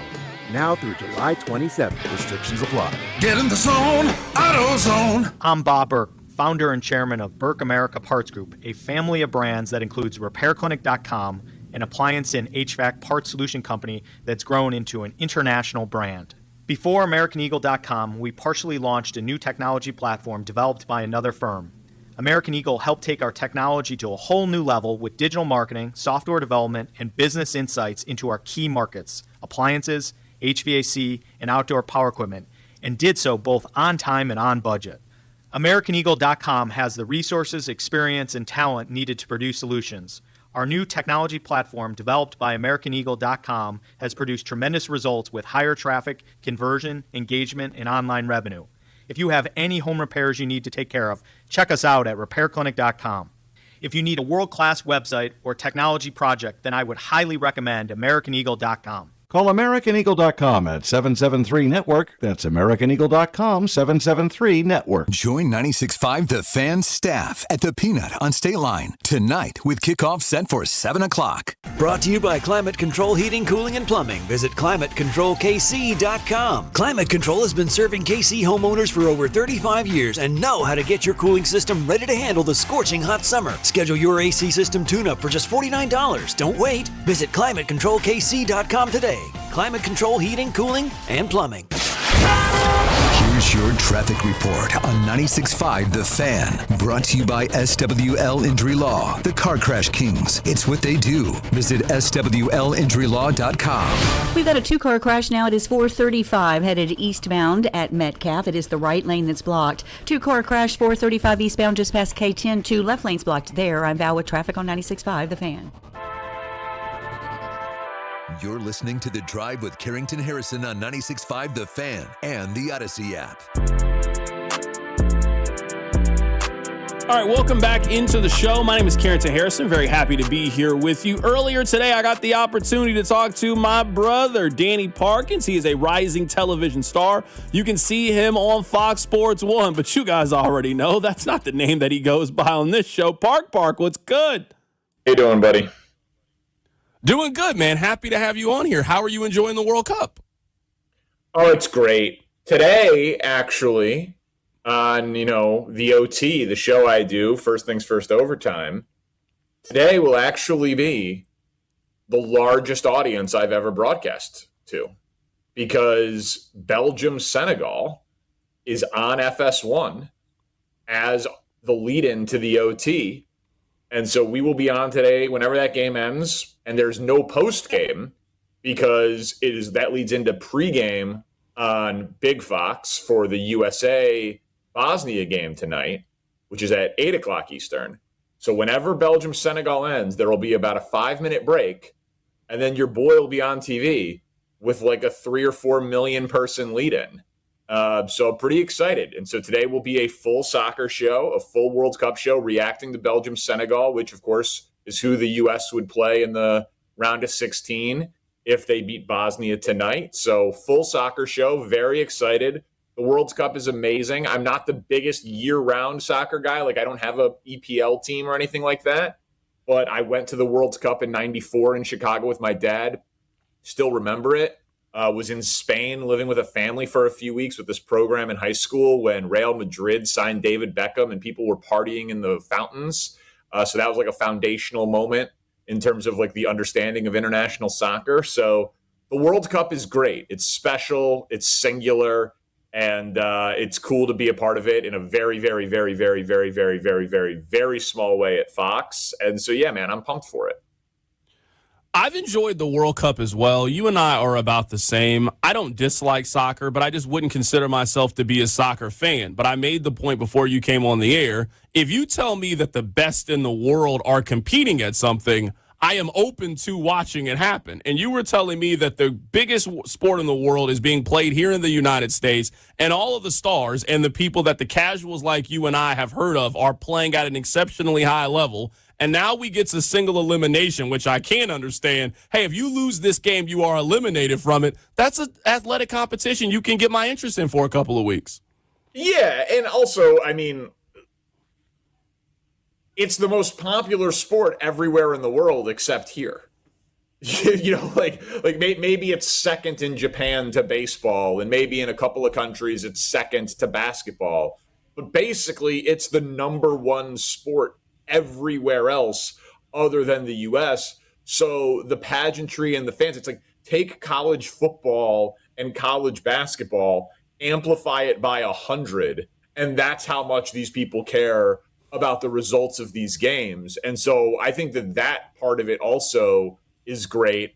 And this is a little bit less of a sports point, but I do find it really enjoyable to see these people from all over the world coming to America and having a bit of a cultural exchange, whether they're at baseball games, whether they're in Lawrence, Kansas, and, Lawrence, Kansas, the home of KU, is embracing Algeria, whether they're trying Popeyes for the first time, like whatever, what ranch dressing, like everybody like getting along, partying. Like I was hanging out with Norway fans at Cubs Mets at Citi Field. Like, you know what I mean? It's a very cool thing to see, and a reminder in these divisive times that we're not all that different.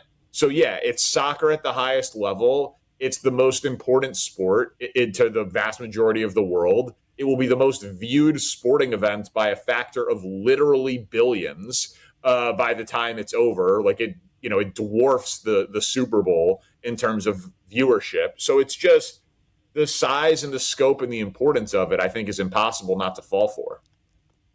Right now, we're joined by Danny Parkins of Fox Sports 1. You can catch him later tonight on First Things First OT coming up after the World Cup game. So, Danny, I want to get your thoughts on this. Are we good at soccer? Like, is the United States good at soccer? And I asked that question because I made the point earlier. I think the relationship between the United States and its soccer team is unlike the relationship between the United States and any other team. We expect to win the gold in everything we compete in. We don't really expect that when it comes to soccer. The United States soccer team is really the only national team that can exceed people's expectations. This is the first time that I can remember that people are dreaming a little bit about this soccer team and thinking they can make a little bit of noise in this thing. You've watched them. You watched every single game. You followed it very closely. You're obviously going to watch them tonight. Do you think we're good at soccer now? Yeah, we are good. We're just not great.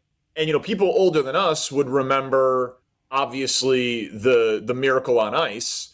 And, there was a time when we were not good at hockey on an international level, right? And, like, you bridge the gap. And sometimes big international events help, jumpstart interest in a sport, and, like, because, again, I know what you're talking about, but, like, the Women's World Cup team does expect to win every single time, right? So it is the men's national team for the World Cup that does not have an expectation yet of titles from the fans, even if the team says that their goal is to bring home the trophy. And so, like Folarin Balogun is, I think, an interesting case point in this. Christian Pulisic is the guy that got the most hype as our best player. That is an American-born and developed player who has gone on to do big things in Europe.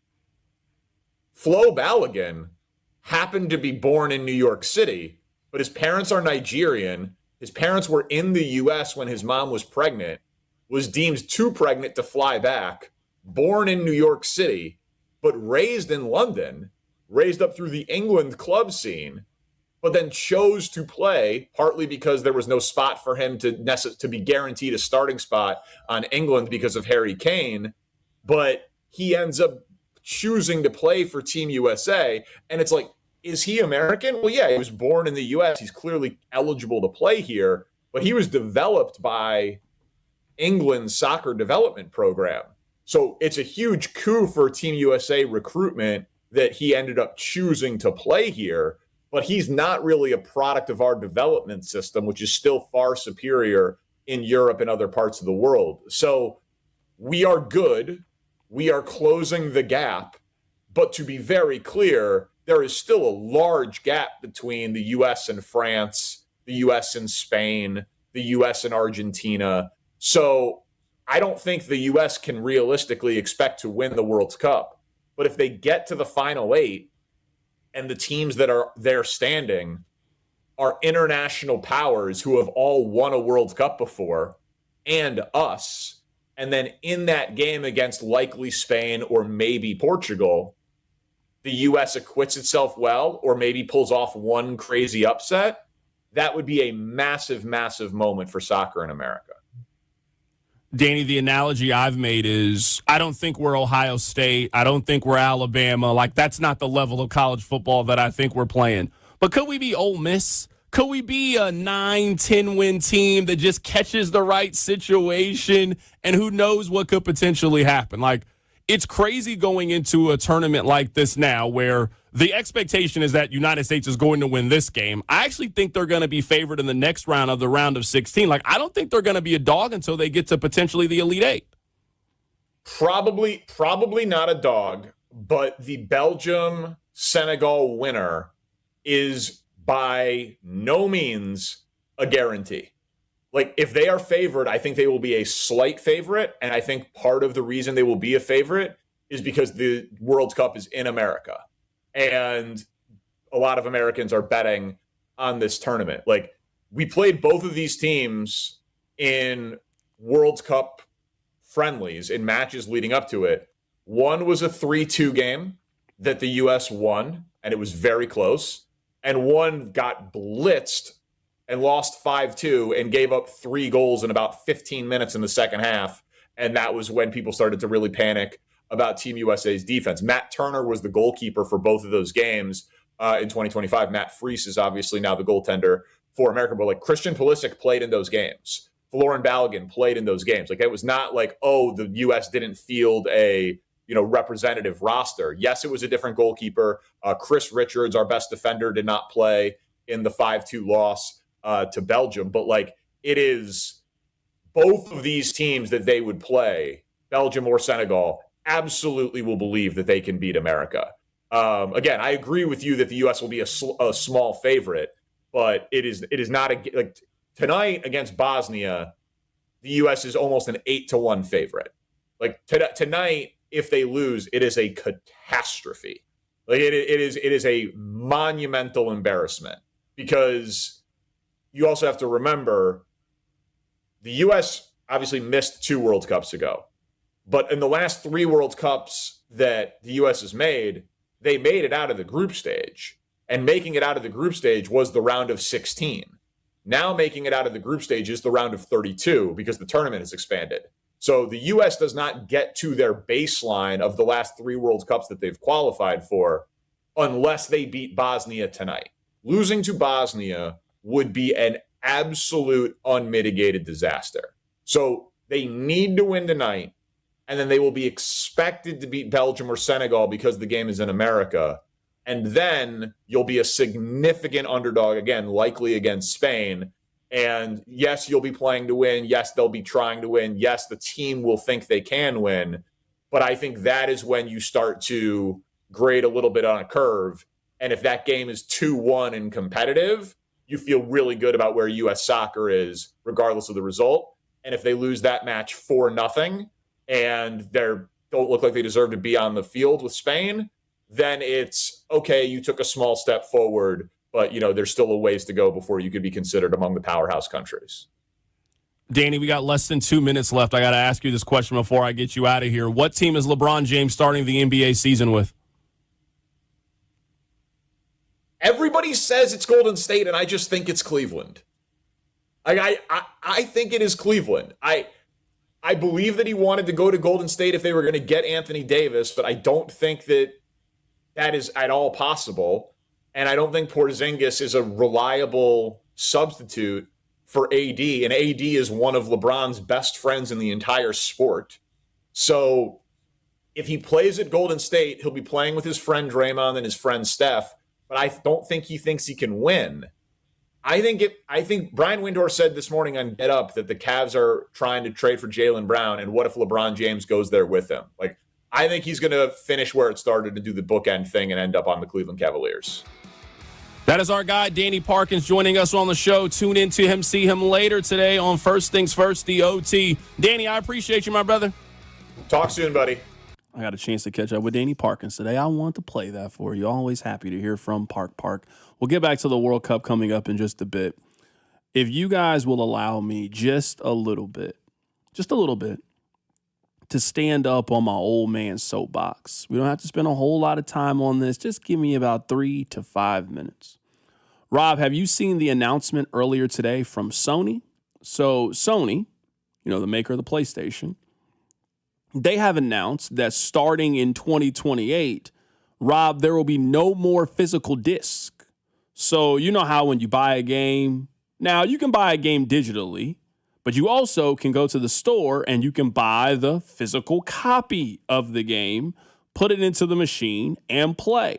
For those of you that don't buy discs, it would be like the cartridge for the old Nintendo back in the day. It was an actual physical thing that you could collect or you could share or you could borrow with somebody. Or if you didn't like the game, you could then trade it in to get something else.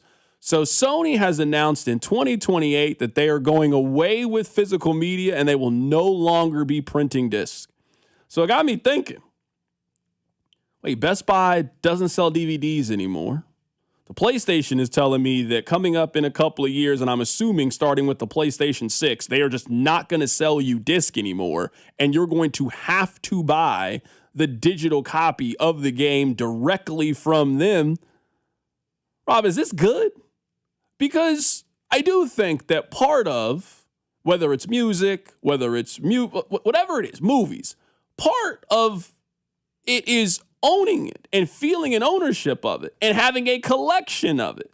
Now, maybe I'm dating myself a little bit, but I remember when I was in college, having an extensive DVD collection was a really cool thing to have. And I also liked having the opportunity where we all have been in this situation before. Let's say you really want to watch a movie. Let's say you really want to watch The Breakup, for example. You think it's funny, and you go to your streaming service and you see that The Breakup is not available. You can't watch it on Netflix. You can't watch it on Hulu. You can't watch it on Paramount Plus. You know what you always have the ability to do? Oh yeah, I own that DVD. And then you can just pop it in and you can watch it for yourself. Maybe you go over somebody's house and you're like, man, you know what? I've never seen The Prestige before. Well, here, why don't you just borrow the disc? And you can watch it. Now, I don't know if you'll ever get that disc back, but you get the point that I'm making.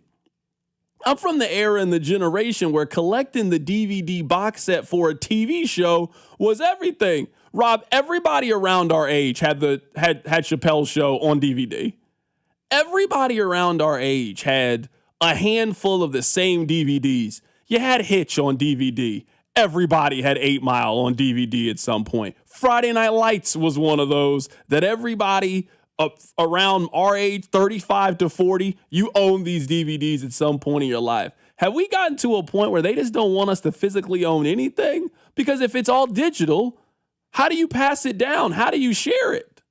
How do you pass down Duck Hunt to your kids? How do you pass down these games to your kids? Well, you physically have them. You can go buy them from the store. You can still buy the old systems and you can play them.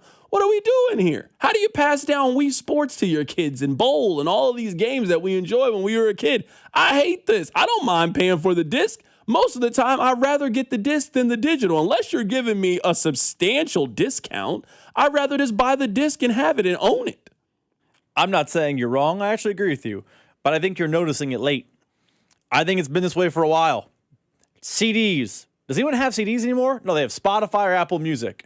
DVDs. You don't have DVDs anymore? They have streaming services. I still own some DVDs.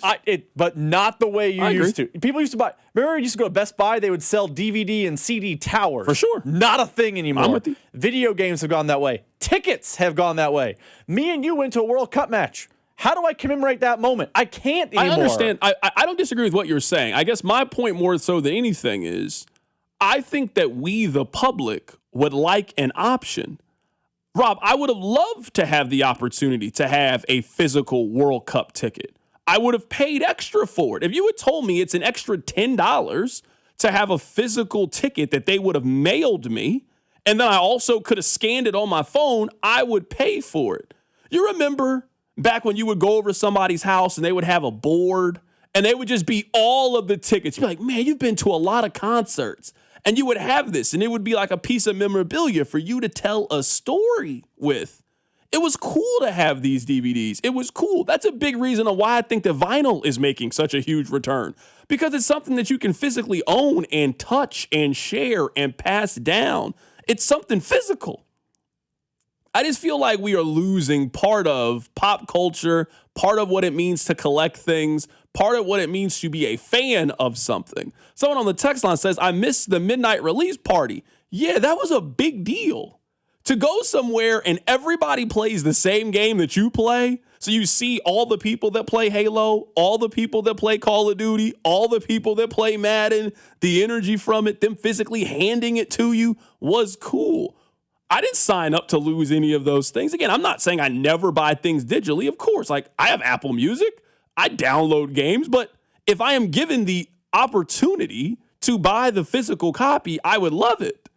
Rob, the Grand Theft Auto that's coming out in a couple of months, they are not making a disc for it. They're not making a disc. How are you going to play Grand Theft Auto 6 in 10 years from now? There's going to be download codes still for it? This just doesn't seem like a good idea to me. And I feel like there's a large portion of us that would pay a little bit extra to have the physical copy of these things. They're not even going to give us the option anymore. Sony says they're done making them. Sony created the Blu-ray disc. They created it. They're not going to make it anymore. I was excited to buy. They're selling The Sopranos. They're selling The Sopranos in a 4K DVD box set. I already signed up for mine. I can't wait to watch Sopranos in 4K Blu-ray. I can't wait to do it. I can't believe it. I'm sorry I had to get on my old man soapbox for a bit, but I just had to get on there. This really hurt my heart that they were doing this. It's The Drive.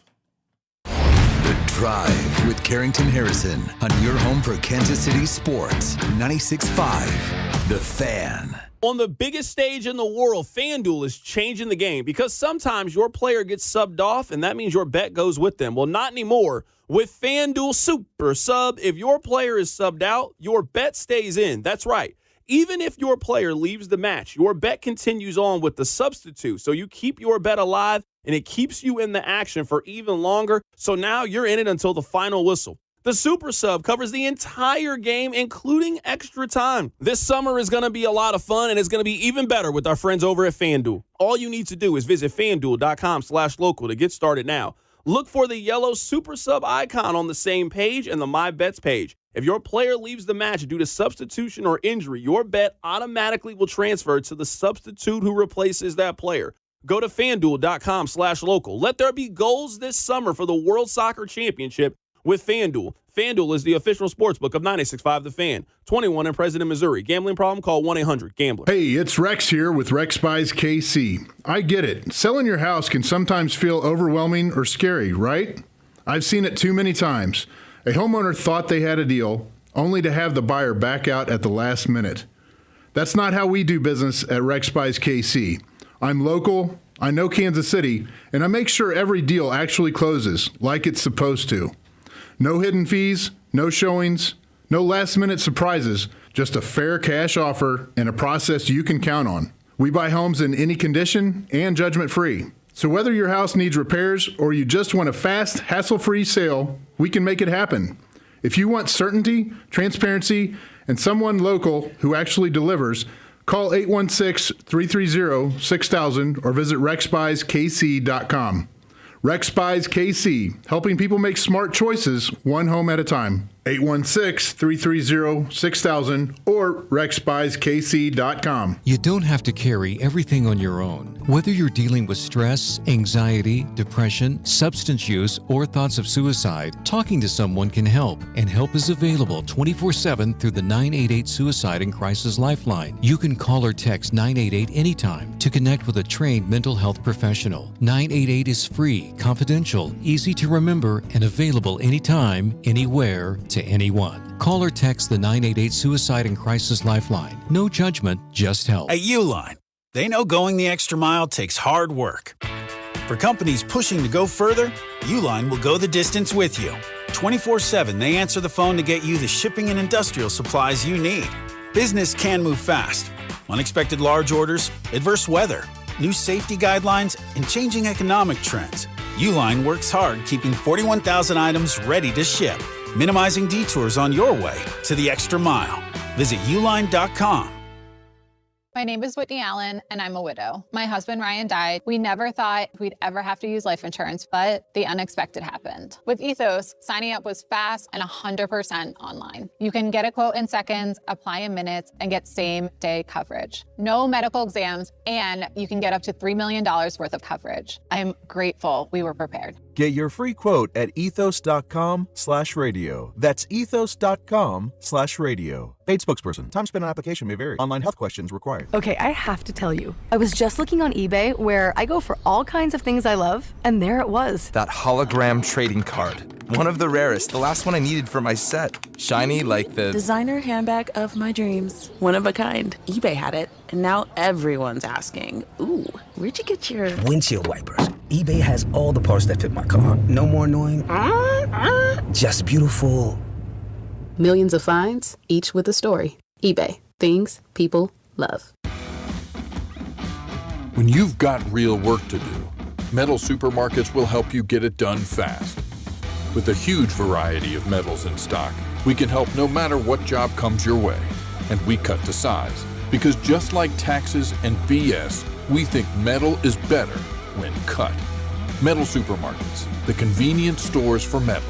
Find a store or shop online at metalsupermarkets.com. Here's your traffic report on 96.5 The Fan. Brought to you by SWL Injury Law, the Car Crash Kings. It's what they do. Visit SWLinjurylaw.com. Okay, we've got a crash that is still working. It's been a minute. 435 eastbound at Metcalf. Everything pushed off to the right shoulder, but a lot of onlooker delay. And then 435 eastbound past Lackman. That's a stalled big rig off to the right shoulder. I'm Val with traffic on 96.5 The Fan. This is your home for Kansas City's sports. 96.5 The Fan. Daniel Sperry is going to join us coming up in about 15 minutes or so. I appreciate you guys just letting me get my little bit of time to get on my soapbox. Maybe I sound like the old guy, and I really don't want to sound like the old guy. I collect some vinyl. I actually just got the Jay-Z Reasonable Doubt for the 30-year anniversary. I actually just got it to keep it and to have it and commemorate. I'm big into keeping these things. I ordered The Sopranos one. I can't wait for it. I mean, I've already seen The Sopranos before. I've seen it twice, but you're telling me it's going to be in 4K Blu-ray high definition. I'll probably watch The Sopranos again. I love physical media. I love the fact that this is an option. It kind of makes me sad that they are potentially taking that away. All right, two things that I would like to get into before Daniel Sperry joins us on the show. Daniel Sperry covers soccer for the Kansas City Star. Let's go ahead and get the NBA conversation out of the way. The Boston Celtics, they are shopping Jaylen Brown. Celtics have actually started strongly shopping Jaylen Brown, soliciting offers from a market of about 8 to 10 teams in the last several days.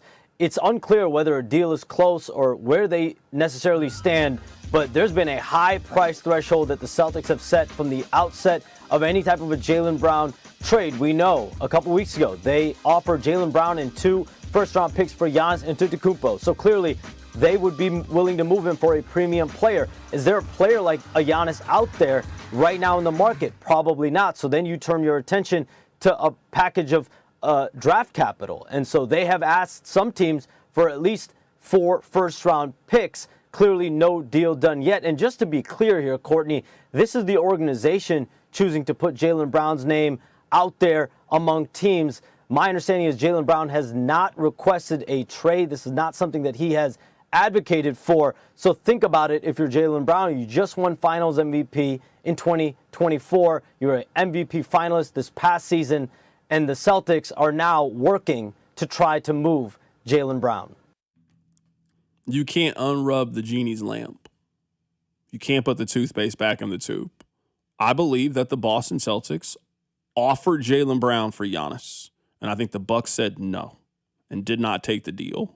Once you have shopped me, and once the rest of the league now knows that you are available, Rob, it is just a matter of time before you hit the breaking news sounder, and we are talking about Jaylen Brown getting traded. I think this past year, I think he was one of the 10 best players in the league. I think if we were like going up power ranking, I think he's one of the top 12 players in the league. I think Jaylen Brown is very, very good. I'll throw one team out there, Rob. If you're Denver, why would you not be in on this? The question would be draft capital. Because to Sham's point, I'd offer up Jamal Murray, Christian Brown, and some draft pick compensation to go get Jaylen Brown. That would probably get the deal done. The question is, would you rather have Jamal Murray or would you rather have Jaylen Brown? I'd rather have Jaylen Brown. I don't think Jaylen Brown's that much better than Jamal Murray. Now, he's healthier, don't get me wrong. Which is a significant advantage. Huge advantage. But when healthy, I think Jamal Murray and Jaylen Brown are pretty comparable players.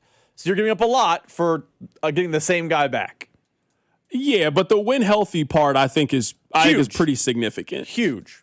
I think it's pretty significant that I would be open to making that move if I was them. Do you think it's more likely Jaylen Brown's on a contender in a week, or that he got sent off for a bunch of draft capital to some bum team? Like we hit the breaking news sounder and he's a Wizard, more likely than he's a Nugget. I think it's more likely he goes to a place like New Orleans. One of those kind of places. A bad team that's trying to get the 8 seed. And they get a bunch of draft pick capital. They get a couple of role players that fill around Jaylen Brown. That are just Jason Tatum. That's what I would probably guess would happen. Rob, I am just absolutely fixated on all of these stories about tourists coming over and trying our food. Like, this is now my favorite part of TikTok. Like, sometimes in the algorithm, you get like in a certain like layer of TikTok and it takes you a while to kind of get out of it. Like, you got to like really retrain your algorithm to get you out of it. The part of the algorithm that I am in right now is tourists coming over for the World Cup. Now, we've already played you some of my greatest hits when it comes to all of this. We have played for you the man that discovered Popeyes. One World Cup soccer fans' dining experience in the United States is going viral. The Australian visitor really does love that chicken from Popeyes. It's the most incredible chicken you've ever seen. It's like spicy and like crunchy. You can get spicy chicken or regular. I got one spicy, one regular. So you get 2 pieces of crunchy fried chicken, a biscuit, chips, and there's the most beautiful coleslaw I've ever had in my life. It's like coleslaw, but it's kind of like spicy, like it's got mustard or something in it. And then all of that, I'm not making this up, is $6. I mean, what a deal. I mean, all of that's $6. We played for you about the German man that fell in love with ranch. What do you think you'll take away from your visit here in the United States, back to Germany? Ranch. I love ranch. I tasted here and it's delicious. And I take 2 bottles with home. The last thing that I have seen is that the foreign people, the tourists, they have discovered Cheesecake Factory. And they have been overwhelmed by the amount of options that you have at the Cheesecake Factory. Now, I haven't eaten at the Cheesecake Factory very often. I would say maybe 3 times I've eaten at the Cheesecake Factory. That really wasn't my cup of tea. Rob, is that a place that you would tell the tourists to go? That's a good question. I think the answer is no. I would still say Applebee's is more quintessential Americana, to the text line's point from yesterday. But I don't think if they said no to Applebee's, Cheesecake Factory is a bad choice. They do have a pretty overwhelming menu. It doesn't make any sense to me. I also think if I was telling a tourist in Kansas City, like, let's say some, Ghana fans were in town for the match, and they said, where should we eat? I would be like, oh, Cheesecake Factory, because it's near the bus stop, and the Cheesecake Factory in the plaza is kind of a little bit of a vibe because it's on the corner there. It's got like the little gated area, but I would still lean Applebee's. See, I got like a lot of questions for Cheesecake Factory. So on their menu, Rob, there's 250 items. They also serve pasta, tacos, sushi, burgers, steak. You can't do all of those things well. I'm sorry, you can't do all of those things well. And then if you start to order those things, it really makes me start to question you.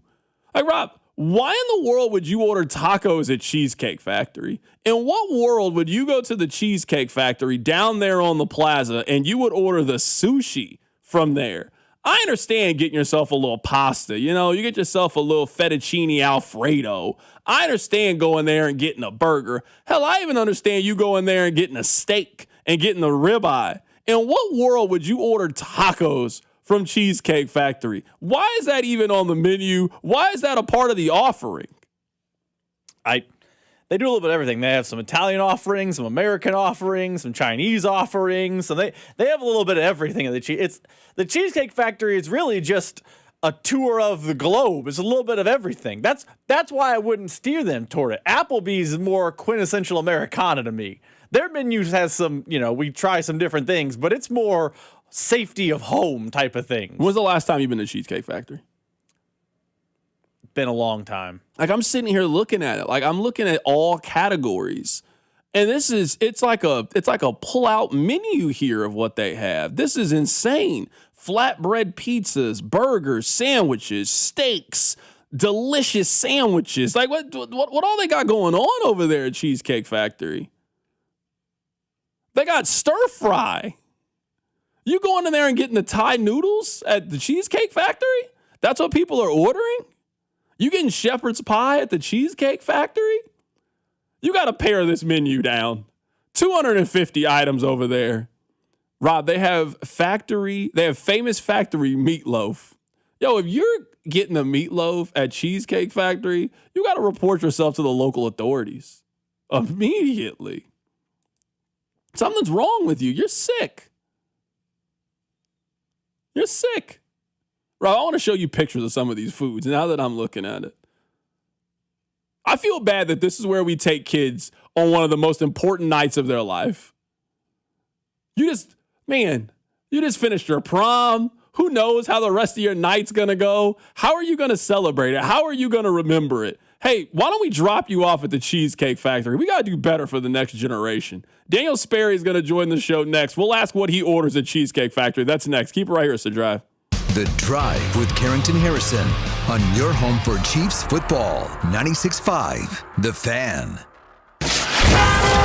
Here's your traffic report on 96.5 The Fan. Brought to you by SWL Injury Law, the Car Crash Kings. It's what they do. Visit SWLinjurylaw.com. Okay, we've got a crash that is still working. It's been a minute. 435 eastbound at Metcalf. Everything pushed off to the right shoulder, but a lot of onlooker delay. And then 435 eastbound past Lackman. That's a stalled big rig off to the right shoulder. I'm Val with traffic on 96.5 The Fan. Hey, let me tell you guys about my friends over at Gates Barbecue. And with 5 area locations, you can celebrate world-class championship soccer and Kansas City culture with our friends over at Gates Barbecue. Maybe you got somebody in from out of town. Maybe they're coming in for Independence Day, the 4th of July. So you got family coming in. We got international visitors. What place to take them than to some of that official Kansas City authentic barbecue taste? Go take them to go get the nooner. Go take them to get the beef on bun, heavy on the sauce, please. Go take them to get the ribs. Maybe you're having a watch party for all the soccer that we're having. You can get the small party tray, the large party tray. You can go get the presidential platter. I'm telling you, next time you're there, you got to get the fries. You got to have them season the fries. You also got to make sure that you get the burnt E-Mac. It's moving up the list of one of my favorite sides in Kansas City. If there's one thing we got here in Kansas City, we got great barbecue sides. The burnt E-Mac, it's definitely on that list. Again, with 5 locations around town, there's even one right around the corner from Kansas City Stadium. So if you're leaving the game this week, what better place to celebrate everything than with our friends over at Gates Barbecue? And also remember, especially with the 4th of July coming up, the next time you're at the grocery store, make sure you get some of the sauce. Make sure you get some of the seasons for your own cookout. I know you guys love to grill. If there's one thing I've learned over the last couple of days of doing the show, it's that you guys love to grill. So you buy all the sauces and all the seasonings and do the grilling for me since I can't. It's Carrington here telling you about our friends over at Gates Barbecue. And Doug. Limu and I created a trick to help you remember that you can customize your car insurance and save with Liberty Mutual. You see, the shirts Limu and I wear are yellow, and yellow is the color of lemons, and lemons grow on trees, and trees provide oxygen, and oxygen helps us breathe, and breathing is how you live, and you can live more life when you save money by customizing your car insurance. I agree, Limu. It's really quite simple. Only pay for what you need at libertymutual.com. Liberty, liberty, liberty, liberty. $5,000. That's the average amount of money people in the U.S. are now spending on gas in a year. $5,000. That's crazy. If you drive, you have to download Upside, the free app that gives you cash back for buying gas. That's right. You can earn cash back with Upside just for buying the gas you're already buying. You can literally start earning cash back today. I use Upside, and just last year, I made nearly $300. You're putting gas in your car anyway. anyway. Why not get cash back? If you like extra cash, download Upside. I'm saving the cash I earn from using Upside to help pay for a vacation later this year. Download the free Upside app now to earn cash back when you fill your tank. Use promo code SNAP to get an extra 35 cents per gallon on your first tank. You can cash out anytime, right to your bank or a gift card for Amazon and other brands. Just download the free Upside app and use promo code SNAP for a 35 cents per gallon bonus on your first tank. That's code SNAP for a 35 cents per gallon bonus. Today's match day preview is presented by Fanatics Sportsbook. Download the Fanatics Sportsbook app today. Winning hits different here. Spain will take on Austria in Inglewood, California, and Portugal will face Croatia in Toronto. Spain is a massive favorite to qualify for the next round as a minus 900 favorite. If Austria can somehow pull off the upset in regulation or draw against Spain, that is plus 260. Portugal will take on Croatia in what could be a very competitive match. During the group stage, we saw Portugal have 2 games end in a draw. According to markets, this game has a 28% chance to end in a draw, and the odds are plus 250. The winner of both of these matches will square off in the next round. This has been your official Odyssey Sports Match Day preview brought to you by Fanatics Sportsbook. Winning hits different here. Listen in ahead of each match day for the latest betting insights from Fanatics all tournament long. This is the story of the one. As a maintenance engineer at a beverage manufacturing plant, he starts his day knowing every line is ready to run because Grainger delivers the industrial-grade products he needs to keep mixers, conveyors, and packaging equipment moving. With Grainger's vast selection of bearings, belts, and motors, he keeps operations running smoothly, so nothing grinds to a halt. Call 1-800-GRAINGER, click Grainger.com, or just stop by. Grainger, for the ones who get it done. Okay, class, let's begin. Psst, love your boots. I just sold a pair like that on eBay. Oh, really? Yeah, it took like 2 seconds to list, and they sold almost immediately. I've been selling everything lately. Some chunky boots, a faux fur coat I never wore, and a vintage chair that was more of an expensive clothing rack.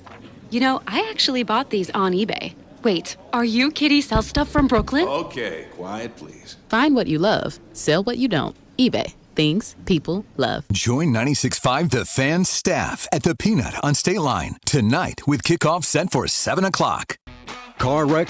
Get the money you deserve. Mike's got this. Paid for client portrayal and endorsement. Choice of a lawyer is an important decision and should not be based solely upon advertisements. After my car wreck, there was a lot I didn't know. I do know. If you've been hurt in a car wreck, call me. I've got this. Mike's got this. 816-888-7500. Mike's got this. This is your home for Royals baseball. 96.5 The Fan. KFNC FM and AM HD1 and HD2 Kansas City. An Odyssey Sports Station.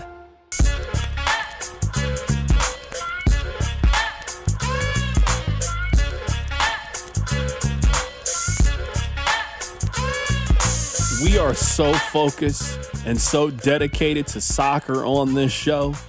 Daniel Sperry, he does a fantastic job covering all things soccer for the Kansas City Star. I'm so happy to talk to him. Daniel, how are you doing today? I'm good, man. I'm excited. I'm also a little nervous, but I'm mostly excited for today. You're nervous about Bosnia? I have not talked to a single person who's nervous about tonight's game. You're the first one. I think I have been conditioned to be nervous now, going back to like 2010 in the knockouts against Ghana. You thought it was fine, and even the 2006 World Cup. It's my first World Cup that I really remember. Is you think, okay, Italy, Czech Republic, and Ghana, that should be a group to get out of for the U.S. back then, and they put out a stinker. So I'm almost like conditioned to being disappointed in the big moments, I think, from the U.S. men's national team, especially in a World Cup, that I'm kind of like, I need to like give myself space to like understand that something bad could go wrong. But you're right. They should beat Bosnia. Daniel, there's so many things that I want to talk to you about. Let's just start with this. I don't know how much you listen to the show or not listen to the show. You're a busy man. But on Saturday, I had a soccer Saturday. So I went to St. John's Catholic Club to go watch the Croatia game. Yeah. Had a fantastic time. And then I went to the World Cup. I guess let's just start with number one. Have you been to this St. John's Catholic Club? You love soccer. You support soccer. You have to go to this thing if you haven't been. I have not yet, but I've circled it down the next Croatia match that I'm there. I've got. They play this week. Let's go together. All right, I'm in. It looks like such a good time, and I think it's a really cool part of, we've seen the watch parties for Mexico games that are jam-packed, and you've seen the crazy scenes in Lawrence and in other parts of Kansas City for Algeria games now. It's cool to see the diasporas kind of pop up in the moments like this in the World Cup, but St. John's has been a place that's been around forever, for the last few World Cups, and has kind of taken off, and it's one of those that I have to get over there, and for whatever reason the timing hasn't worked out, but this weekend for sure I'm going to try and make it out there for one of those, because it is one of those experiences. I think if you're a soccer fan and want like that really true small cult feel of watching a soccer game with fans who live and breathe their team or their country, it's one of the perfect places to do it. Daniel, I'm not joking. I'm gonna get your number from Rob, and they play Thursday at 6:00. We're off at 5:30. If you want to meet me here at the station and we can just drive and take one car, we can go over there and watch the soccer game together. Now, I'm going to ask you a lot of annoying questions because you know way more about soccer than I do, but I'm serious with the invite. We can go together. I'm in. Let's do it. Right now, we're talking to Daniel Sperry. He covers soccer for the Kansas City Star. We now have a nice little mandate to go watch soccer together. I'm excited for it. All right, the second thing, I don't know how many of these World Cup games that you've been to. I've only been to one. I'm guessing that you've been to more of them. Which has been your favorite so far? It's so hard to pick. I think that the game of soccer that took place between Algeria and Austria, I think, is my favorite game I've ever seen. That was unlike anything I've ever seen, and with the stakes on the line that existed, that the feeling of like, all right, well, they've wrapped this one up, and all of a sudden Algeria throws in a dagger at the end, and you're like, what? Where did that come from? I thought you guys were just going to see this out, and then Austria is scrambling for their life and get one. Like that was crazy. I've never seen anything like that. And it's really hard in general for a moment to truly compare to, we just watched the greatest of all time get a hat trick in the first stage of the group game. It's his only World Cup hat trick. One of the first players to play in all 6 World Cups, I think, or in 6 World Cups total. I think like that as a moment is probably bigger in the grand scheme of things, but I don't know if I have loved watching a soccer game more than I loved whatever the heck took place at Kansas City Stadium / Arrowhead on Saturday night, because that was bonkers. I've never seen an ending like that before, not in person. Just the 30 minutes of nonsense that happened at the end of the game, and everybody was just resigned that this game was going to end in a tie. And then Algeria just decided, no, we actually want to try to win this game. I then thought the game was going to be over because Austria kicks it over the goal, and that should be the end of stoppage time, at least my understanding of it. The officials deciding to give Austria one more chance to score, and them actually scoring a goal. It's one of the wildest innings I've ever seen. And it's one of those things too. So like there's a lot of folks that the stoppage time can be confusing, and I get it. But so when they announce it, they'll say there's a minimum of 4 minutes of stoppage time. And so that means at least 4 more minutes has to happen. But what happens if there's stoppages in stoppage time? Is there injuries? Is there goals where you have a celebration where like the entire Algerian bench runs onto the far side of the field to celebrate with Mahrez?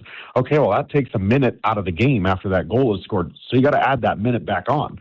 So I understand that it looks crazy because you're like, wait, they said 4. We're at the 95th minute. But that's kind of the calculations that they go through when they do that and end up doing that through stoppage time, is that it's just that minimum number. And I will say this, and I learned this lesson because back in 2020, Sporting Kansas City had a playoff game. It was during COVID. I think there was like maybe 5,000 people spread out in all over Sporting Park. They're playing the San Jose Earthquakes, and it was the same thing. It was 1-0, 1-1, 2-1, 2-2. And then all of a sudden, Sporting scores a goal in the 92nd, 93rd minute. I think there was 5 minutes of stoppage time. Well, the entire bench runs on the field. They mob Gianluca Busio. They're down in the corner, and it took off nearly a minute and a half. I mean, everyone bench ran onto the field. It was this huge thing. All right, we beat San Jose. It's over. And sure enough, they had to add about a minute and a half, 2 minutes onto the game clock. And sure, at a minute 40 left of that time added on to the added time, Chris Wondolowski for the San Jose Earthquakes heads the goal home at the back post, and they go to extra time. It reminded me of that, but I think a World Cup knockout places, I think, hold a much greater esteem than a playoff win for in MLS in the grand scheme of things. But it reminded me of that. But it's one of those crazy scenarios that I think you rarely ever get, and somehow we've got a couple of them here in Kansas City, and one of them in one of the biggest stages that could possibly happen on. Right now, we're talking to Daniel Sperry. He covers soccer for the Kansas City Star. We're talking a little bit of World Cup here. Let's talk about the matchup that we have coming up later today. Let's talk about the game today. The United States, they are an overwhelming favorite in this game. It's kind of rare to go into one of these games where everybody seems to be on the same page about the United States winning this game and advancing. What do you see as a key to the United States moving on? I think they're going to have to score the two things for me. They're going to have to score early, and they're going to have to be able to be patient in creating their chances. I think a game kind of like they played against Paraguay is a great example of that. They were kind of knocking on the door a lot and really forcing the issue, but they stayed very patient and true to what they wanted to do in terms of chance creation.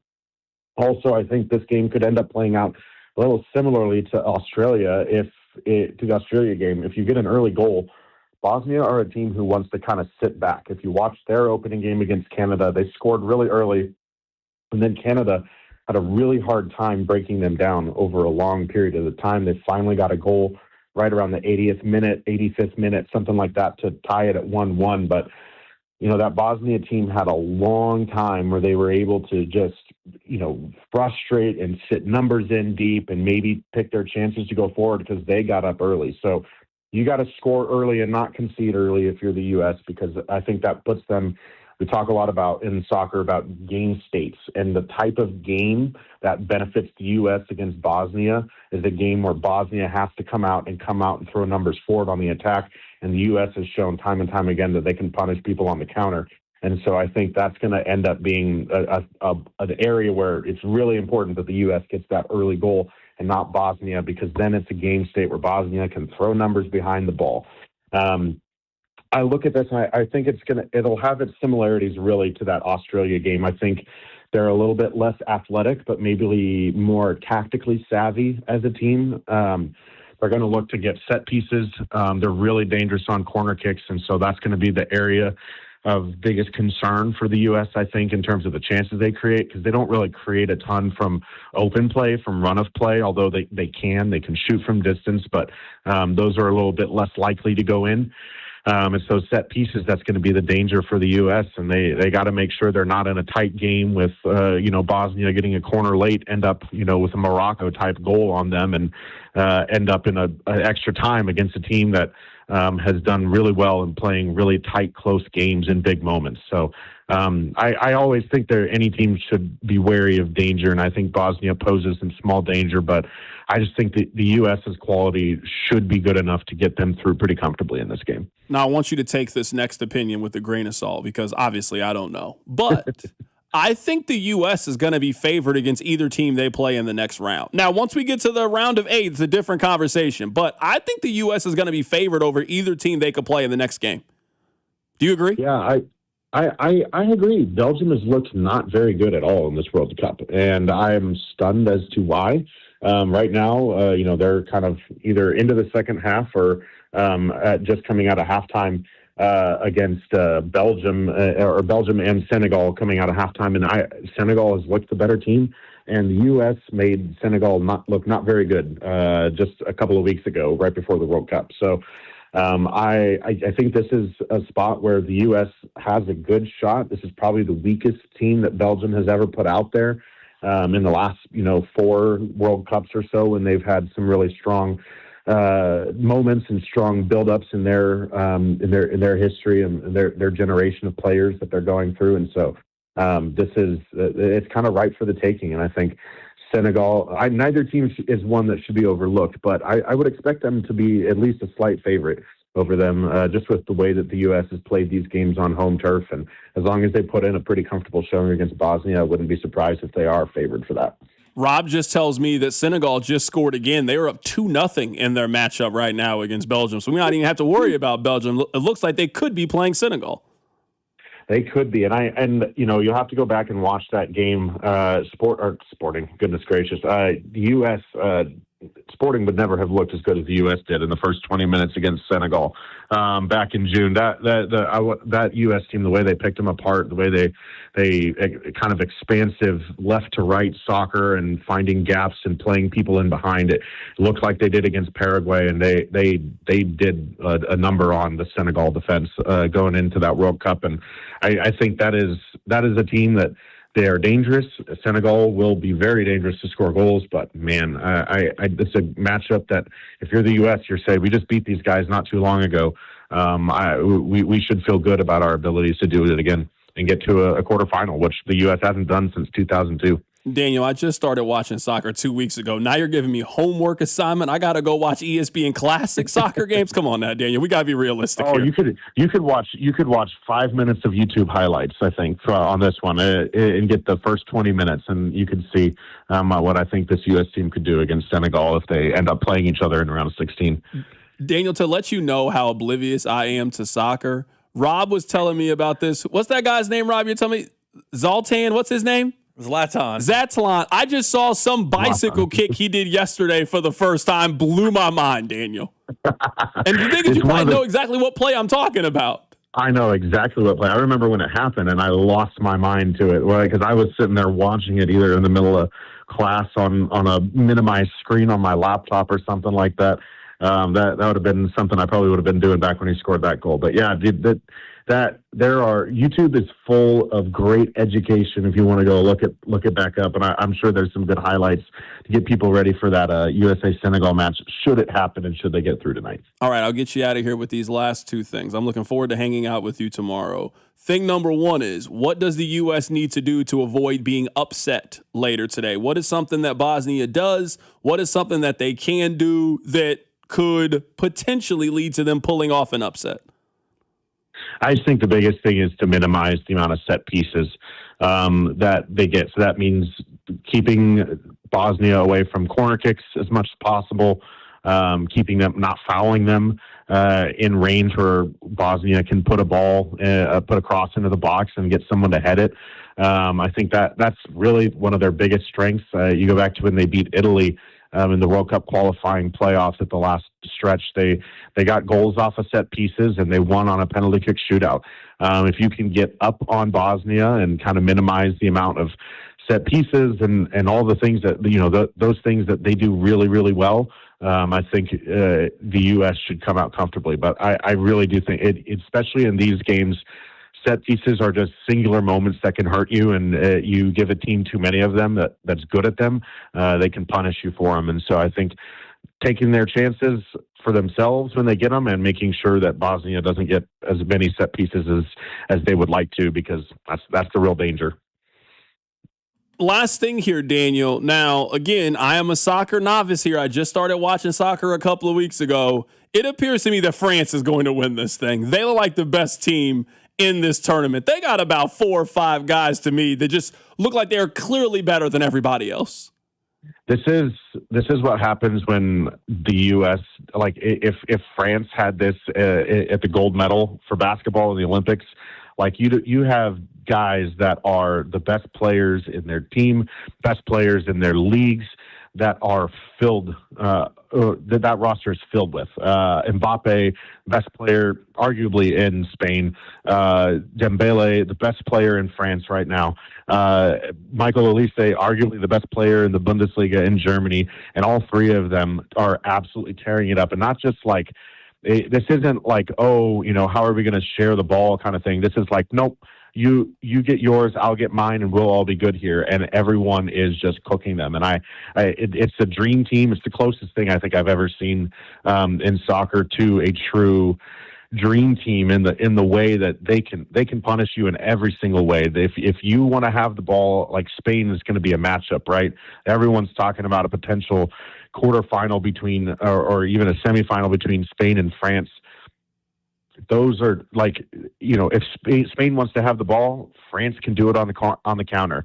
If you want to try and drop a whole bunch of numbers deep and try and make the spaces difficult for France to play through, they're going to play through you. They're going to shoot past you, and they're going to put it in the back of the net. They just seem like they can do everything. And as much as Spain was kind of my favorite going into this World Cup, I think the ability for France to show that they can all do it and everyone's good, kind of setting their egos aside to let the others on occasion have their moments, that bodes extremely well for them and potentially lifting what would be their third World Cup trophy if they do. That is Daniel Sperry joining us on the show today. Daniel, I'm gonna get Rob to come with us tomorrow too. We're gonna make this a real thing. We're gonna hang out and we're gonna watch Croatia soccer tomorrow. I'm telling you, it's gonna be a lot of fun. I'm in. I'm all in, man.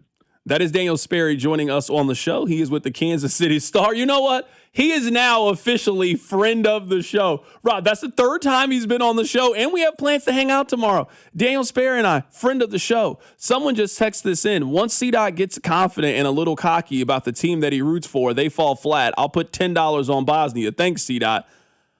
Bro, 2 weeks ago, I could only name one person on the United States team. Please don't take any commentary that I've given you about this United States team as any level of confidence or cocky. I'm simply telling you what the odds say. In this game, the United States, they are a minus 650 favorite. Minus 650. I'm not telling you that they should win. I'm telling you that Vegas, the people that make money off this, they see the United States as an overwhelming favorite in this game. Overwhelming. That's what they see. This is a game in which the United States should absolutely win this game. If the United States loses this, it will be a massive disappointment if they lose to Bosnia later today. They could lose. I can't tell you a single person on the Bosnia team. I have no clue how good or how bad they could potentially be. I don't know any of the history between these two teams, some international friendly that they have played. I just started watching soccer right when this World Cup started. I was making fun about Rob when it comes to soccer. So please don't take any of my commentary like, oh, I know the U.S. is going to win this thing. I have no clue. I'm going off what the books are telling me, and the books are telling me that they are probably going to win this game and that they should win this game. I don't want to, put the cart in front of the horse type deal here. But for an NCAA tournament analogy, what's happening right now between Senegal and Belgium makes it feel like a quarter could be in play. This is like if you're a 4 or a 5 seed, and before your game you find out the 1 seed lost in the Sweet 16. You feel pretty good about your chances to go forward. Senegal up right now 2-0 over Belgium with 30 minutes left in the game. So I, like Daniel, am nervous about the game. That's because styles make fights and how Bosnia is going to want to play, but the bracket is definitely breaking right now for the United States. I guess just to give you an idea, I'm not saying that the United States is on this level. I'm just giving you from the odds. The only two teams with better odds against who they are playing to advance left are Spain in their matchup and Argentina. Of the teams left in the round of 32, those are the two. Spain is a minus 900 to advance. They play Austria. Hey, we just saw Austria. We saw them a couple days ago. I don't think they're beating Spain. I'm going to tell you that right now. I don't think they're beating Spain. They're minus 900, and Argentina is minus 2,000. So for the most part, every one of these other games are coin flips for the most part, which makes sense. We're down to single elimination. So yes, somebody's a slight favorite in this matchup, but once you get to this level, obviously everybody is very good. For the United States to be a minus 650, that's not just all because we love to bet on the United States. Vegas, they might play the patriotism. You know what they love more than anything? More than they cheer for the red, the white, and the blue, they cheer for the green. They don't care about that. They got no problem making the U.S. underdog. They got no problem doing that. So yeah, minus 650. If you are a minus 650 favorite, you should win. A minus 650 favorite, Rob, is probably equal to you being a 3 seed in the NCAA tournament, what you are on the money line in your first round matchup. So yeah, you could lose for sure. But minus 650, you are a hands down favorite to advance. Just to give you, and I agree with you, to give you part of the anything can happen in sports analogy, some of the text line points out Germany 2 days ago was minus 700 to beat Paraguay. They lost. They lost for sure. Sports can happen, but absolutely. But the book is telling you that is the slimmer chance. The overwhelming majority is the United States goes through today. Rob, you want to know what having no emotional investment in these games leads to you, I will always be right. If the United States win, I will jump on the bandwagon and I will be a fan. If the United States loses, I will say, see, I told you, you cheer for Mizzou. I will make fun of you, and then we'll move on with life. I can't lose right now. I can't. I am in the ultimate position here. The ultimate position. I absolutely hopped on the bandwagon with the United States. What choice do I have? You think I'm going to the viewing event later and cheering for Bosnia? Absolutely not. You think I'm going to the viewing event over the weekend and I'm cheering for Senegal? Absolutely not. No, USA, USA. But if they lose, I'll be in the back laughing for sure. I'll be sitting there looking at Rob, looking miserable.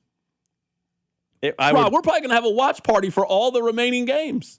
They play today, and then if they win this game, they'll play on Monday. Mm-hmm. We'll be back at the Peanut.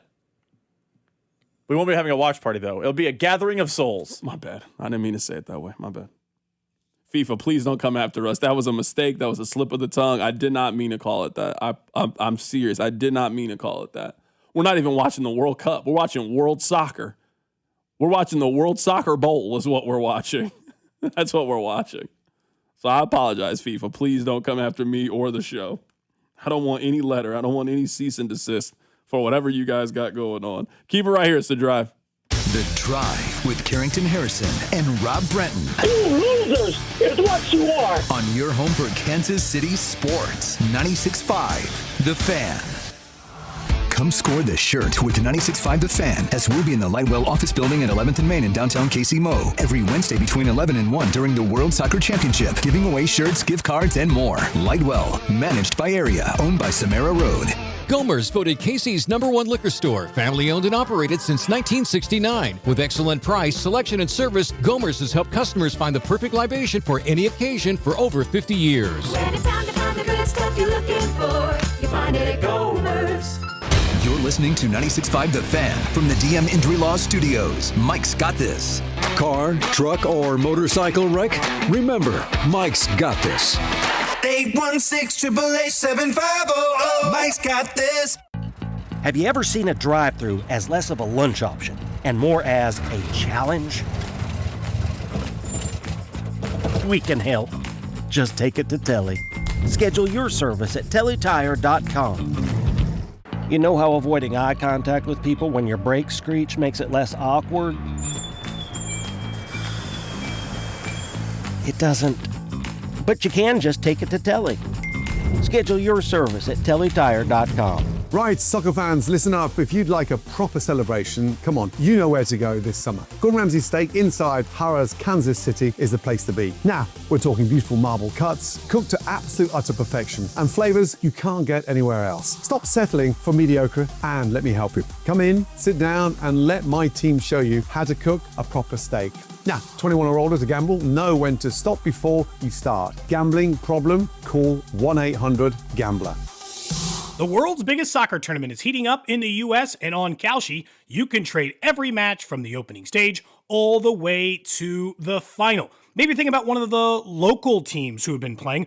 Argentina right now, a $100 trade could see a $590 return if they were to take home the trophy, or maybe even feeling good about the U.S. A $100 trade there could see a $2,037 return.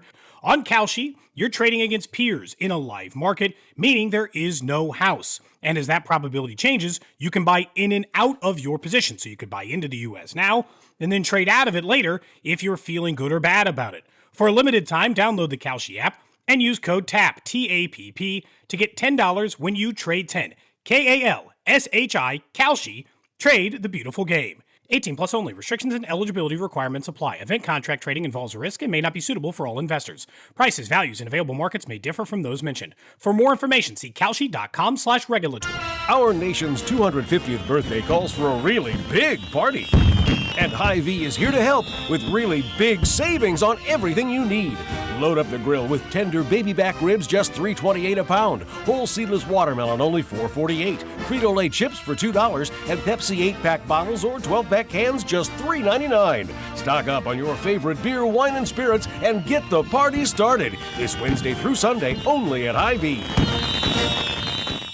Soccer Fever is in Kansas City, and Hy-Vee is your headquarters for official merchandise, apparel, tailgate, and watch party needs. And Hy-Vee makes game day so easy. They have ready-to-go wings, pizza, party trays, charcuterie, and, of course, all those delicious sweet treats. If you're planning a cookout, great. Hy-Vee special recipe brats, burgers, and steaks are the best. Check out their match day meat bundle for only $30. And don't forget about Hy-Vee's wine and spirits department. For all of your game day needs, count on Hy-Vee. While the world watches the stars at the FIFA World Cup this summer, Hyundai has its eyes on the next generation of talent. The future stars who are already turning heads at age 14. Because next doesn't wait for an invitation. And neither do we. Hyundai has always moved the future within reach. We did it when we made advanced safety standard on every vehicle and engineered EVs with ultra-fast charging capability. Because the future isn't some far-off concept. It's already here. Next starts now. Hyundai, an official partner of FIFA. And the match is about to begin. Most of the team is out with COVID-19, so there'll be some substitutes tonight. What's this? We have an unexpected guest on the field. It's a dog. Well, they could do with extra players. She's going for the ball. Are front paws hands or feet? Soccer season is full of surprises, and COVID-19 could be one of them. If you test positive, prescription medications may help. Ask your doctor if they're right for you. Learn more at PfizerForAll.com. Sponsored by Pfizer. Royals coverage sponsored by Park & Go, the best deal on airport parking. Sun, sand, and stress-free travel start with Park & Go, the best deal on airport parking. Keep your car cool with all covered parking and enjoy fast shuttles right to the terminal. Reserve your spot now at bookparkandgo.com. Park & Go, family-owned, customer approved. Here's your traffic report on 96.5 The Fan. Brought to you by SWL Injury Law, the Car Crash Kings. It's what they do. Visit SWLinjurylaw.com. Got a crash near Lee Summit, 50 eastbound just past Chipman. It is the right lane that's blocked. The crash still working 435 eastbound in Metcalf. Right lane blocked there. I'm Val with traffic on 96.5 The Fan. This is 96.5 The Fan, your home for Chiefs football. Rob, for my brief time watching this tournament, I feel good to tell you this. Mexico, England, in Mexico, Sunday night, sound like a lot of fun to me. That sounds like a really good time to me. I might gotta be somewhere to watch that. I want to be somewhere with people where they really care about the outcome of that matchup. That's a good one. That's one of the better matches we've had so far in this tournament. Round of 16, Mexico, England, in Mexico, Sunday night. Oh, that's going to be a time. Sign me up for that. I was listening to a Dan Le Batard show earlier today, and they were making the point, and I don't think they're wrong, that if you think of any sports environment, I'm talking Duke, Carolina at Cameron, I'm talking KU, Missouri at Allen, I'm talking Ohio State, Michigan at the Big House, nothing will compare to what Mexico, England's going to be in Mexico City on Sunday night. It is going to be scenes on top of scenes on top of scenes. They might open the gates 2 hours early and it be full and ready to go. It's going to be nuts. Mexico hasn't allowed a goal so far in this World Cup. You didn't think I knew that? I've been paying attention. You know the name of the stadium? No, not Mexico City Stadium. You know the name of the, it's a very famous stadium. Azteca? Yeah. Look at you. Rob, you're asking beginner questions. All right? I'm intermediate soccer level at this stage. You're asking me those kind of questions? Come on now. Don't do that. But Mexico, England, Sunday night, 7 o'clock, I'll be dialed into that one. I will absolutely be watching that one. The World Cup has been really, really enjoyable so far. It's been a lot of fun. It's been a lot of drama. I'm excited to see the matchup coming up later today. Now, Rob, I don't know how to answer this question. But you do. That's why you're here. That's why we're a team. You know, what I don't got on the 1st, hopefully you got on the 15th, and we can make ends meet. What does the United States need to do to win this game coming up later today? What are your keys to victory?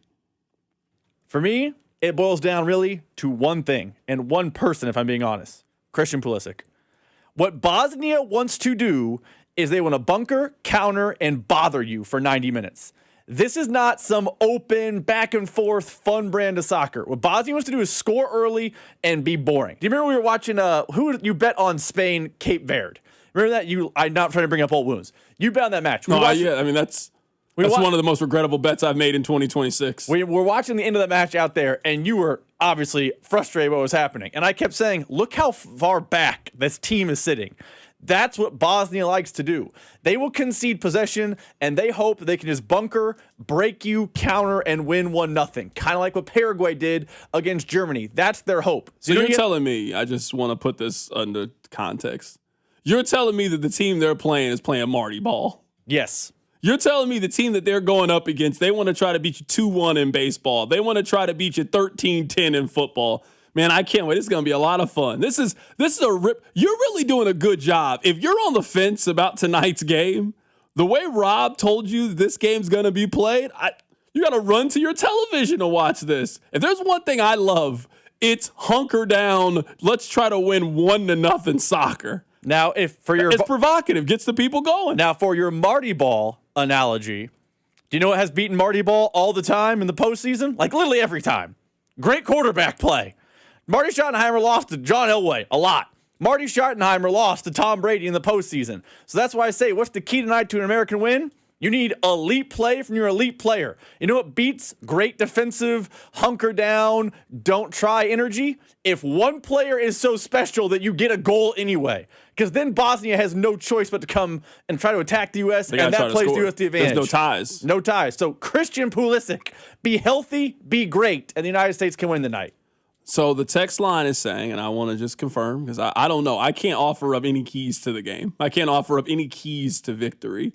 I was talking to Allie Trost earlier today, and she said brace, and I didn't know what she was talking about. She had to explain it. I didn't know these soccer. I had the Urban Dictionary to have a conversation with people about the world's game. I didn't know what she was talking about.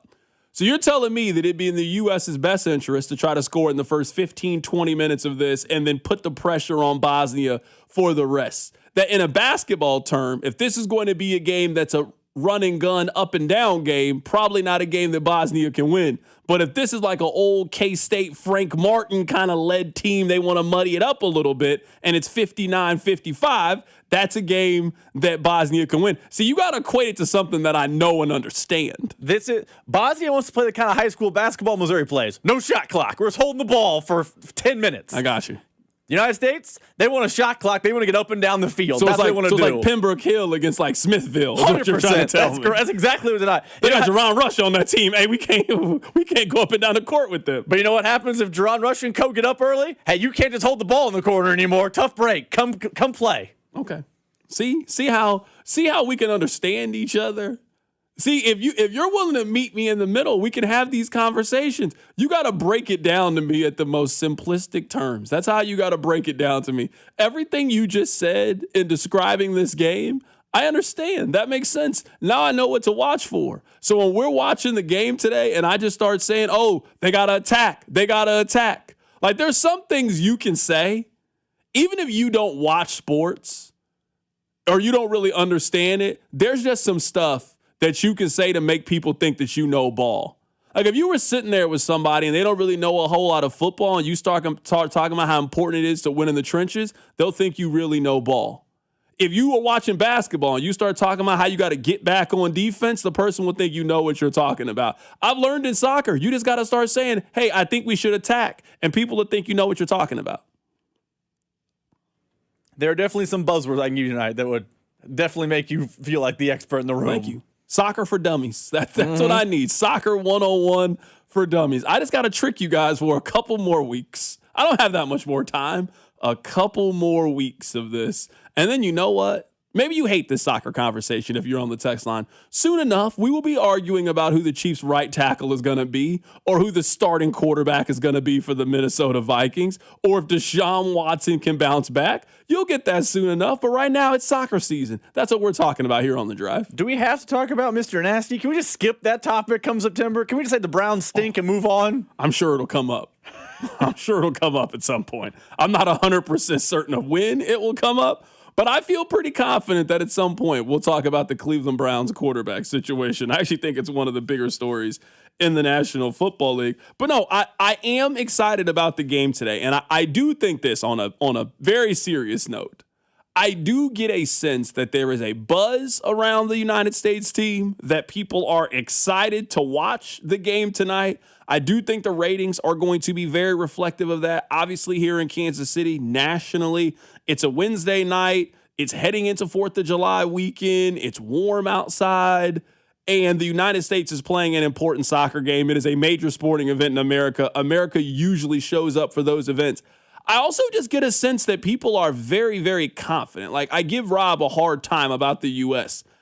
I think that nervousness starts this weekend or on Monday when they play. Like, once you get to the round of 16, Rob, correct me if I'm wrong. They never gotten past the round of 16 before? Once in the modern tournament, they made the quarterfinals. Okay. Once they've gotten past it. So if they win these next 2 games, we are starting to get very close to uncharted territory with this team, and you'll really start to see the momentum and buzz pick up. But I get a sense, and maybe this is just from being around Rob. I was around Rob for that first game. Rob was nervous. Rob was arguing with his phone about formations and who was in the game. I didn't know what Rob was talking about. He was talking a different language to me. I didn't know who he was talking to. Rob's got a different sense. He's got a backward hat on. He's just got a little different energy. Rob, you believe in this team. It's okay to say it. You believe in the United States men's soccer team. I do, and this is usually when believing in them really starts to be a problem. So for your Missouri analogy, which you've made so many times, this is the holy cow, it's going our direction, and then you know something bad's about to happen. Someone on the text line says, C-Dot, do you know the soccer word for jersey? Kit. Look at you. I mean, come on now. I mean, I might not know soccer like that. I've seen it played before. I might not know who won the World Cup in 1972. I know that they call the field the pitch. I know that. Don't insult me on the text line. I feel like I told you guys I don't know how to grill, and now you've been asking a lot of crazy questions since then. That's what has happened. You've been asking a lot of crazy questions since I told you guys that I've never stood over the Kingsford. It's been a lot of crazy questions. Coming up at the top of the hour, we have had 3 guests on today to talk about the team. We will play for you all of their keys for a United States victory today. That's coming up. Keep it right here, so Drive. The Drive with Carrington Harrison on your home for Royals baseball. 96.5, The Fan. On the biggest stage in the world, FanDuel is out here changing the game. Because sometimes your player gets subbed off, and that means your bet goes with them. Well, not anymore. With FanDuel's Super Sub, if your player is subbed out, your bet stays in. That's right. If your player leaves the match, your bet continues on with the substitute. Your bet stays alive, keeping you in the action longer. So if you're still in it until the final whistle, Super Sub covers the entire game, including extra time. So visit FanDuel.com/local to get started now. Look for the yellow Super Sub icon on the game page and the My Bets page. If your player leaves the match due to substitution or an injury, your bet will automatically transfer to the substitute who replaces that player. So go to FanDuel.com/local. Let there be goals this summer on FanDuel. FanDuel Sportsbook is the official sportsbook of 96.5 The Fan. 21 and present in Missouri. Gambling problem? Call 1-800-GAMBLER.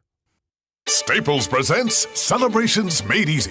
I was throwing a party for the twins and had custom invites and a banner printed at Staples. And that's when I saw Party City is now at Staples. Party City? No way! So now Staples has all your printing needs and everything you need for a party. Everything times 2. And now at Staples, save 25% on all custom banners. Party City is now at Staples. That was easy. Shop Staples in-store, online, or on the app. Some banners available same day when ordered by 12 p.m. Hence 8-1 exclusions apply. This 4th of July, light up the night with Freedom Family Fireworks. We're family-owned and packed with the biggest deals of the season. Get buy one, get one free specials. Grab the Godfather assortment for just $5.99 and get free Excalibur shells when you spend $250 or more. With locations in Liberty, Lee Summit, Pleasant Hill, Cameron, Chillicothe, and our air-conditioned superstore at Highway 291 and 210 just before the Missouri River.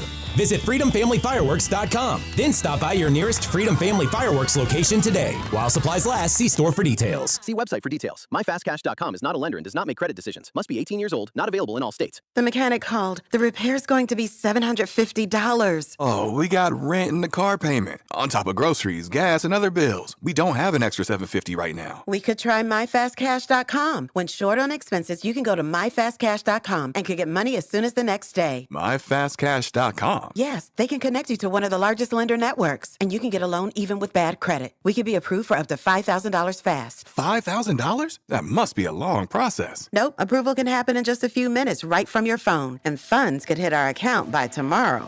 If you have a regular source of income and a bank account, you could be approved for up to $5,000, even with bad credit history. And the cash can hit your bank account the next day. Honey, I'm going to myfastcash.com right now. Thank goodness. If you need extra cash, go to myfastcash.com. That's myfastcash.com. myfastcash.com. Loan availability, approval, and funding times vary. Terms apply. You don't have to carry everything on your own. Whether you're dealing with stress, anxiety, depression, substance use, or thoughts of suicide, talking to someone can help. And help is available 24/7 through the 988 Suicide and Crisis Lifeline. You can call or text 988 anytime to connect with a trained mental health professional. 988 is free, confidential, easy to remember, and available anytime, anywhere, to anyone. Call or text the 988 Suicide and Crisis Lifeline. No judgment, just help. Skechers elite athlete OG Anunoby has been making history on the basketball court. Anunoby tips it in. Unbelievable. What a shot. He's been balling out in Skechers high-performance basketball sneakers, and the world is noticed. But how does OG train off the court to keep in peak physical condition? Hands-free Skechers Slip-ins Aeroburst. They help prepare OG for the physical demands of playing at a championship level. Get your pair of Aeroburst for only $165 at a Skechers store, Skechers.com, or wherever high-performance running shoes are sold.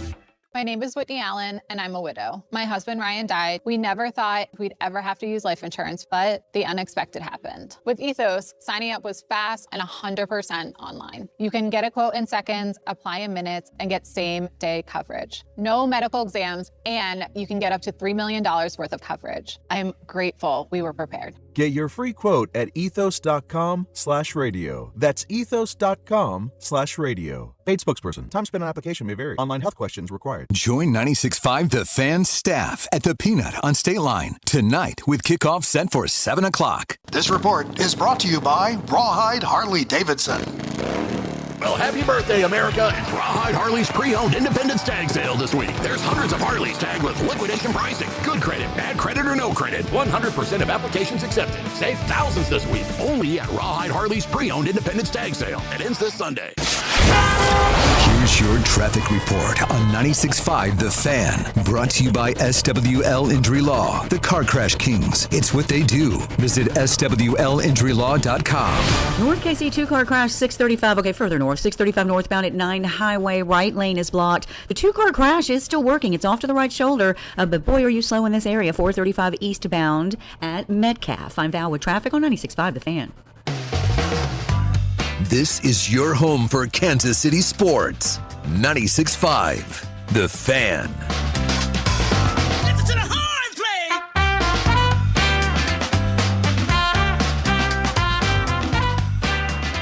Rob, you know what?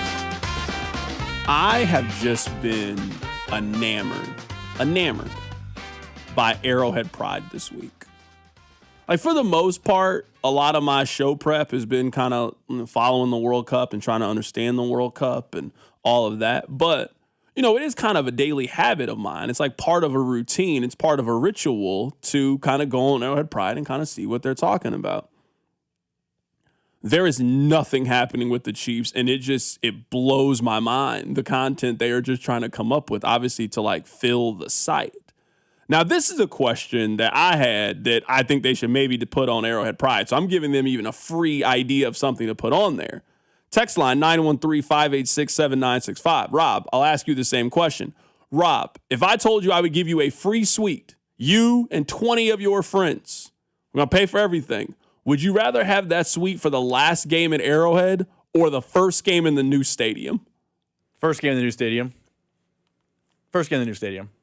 The last game at Arrowhead is going to be a great time. Do you know what? Oh, here's the reason. I'd rather be in the crowd for the last game at Arrowhead, like among the people, where like I feel like the luxury box at the new one is going to be better than the luxury box. Yeah, this is the funny thing. I actually, now that I went to two Chiefs games last year and I just went to the World Cup, I don't know if the crowd is going to be the nostalgic moment. You know what I think that moment's going to be? When everybody leaves.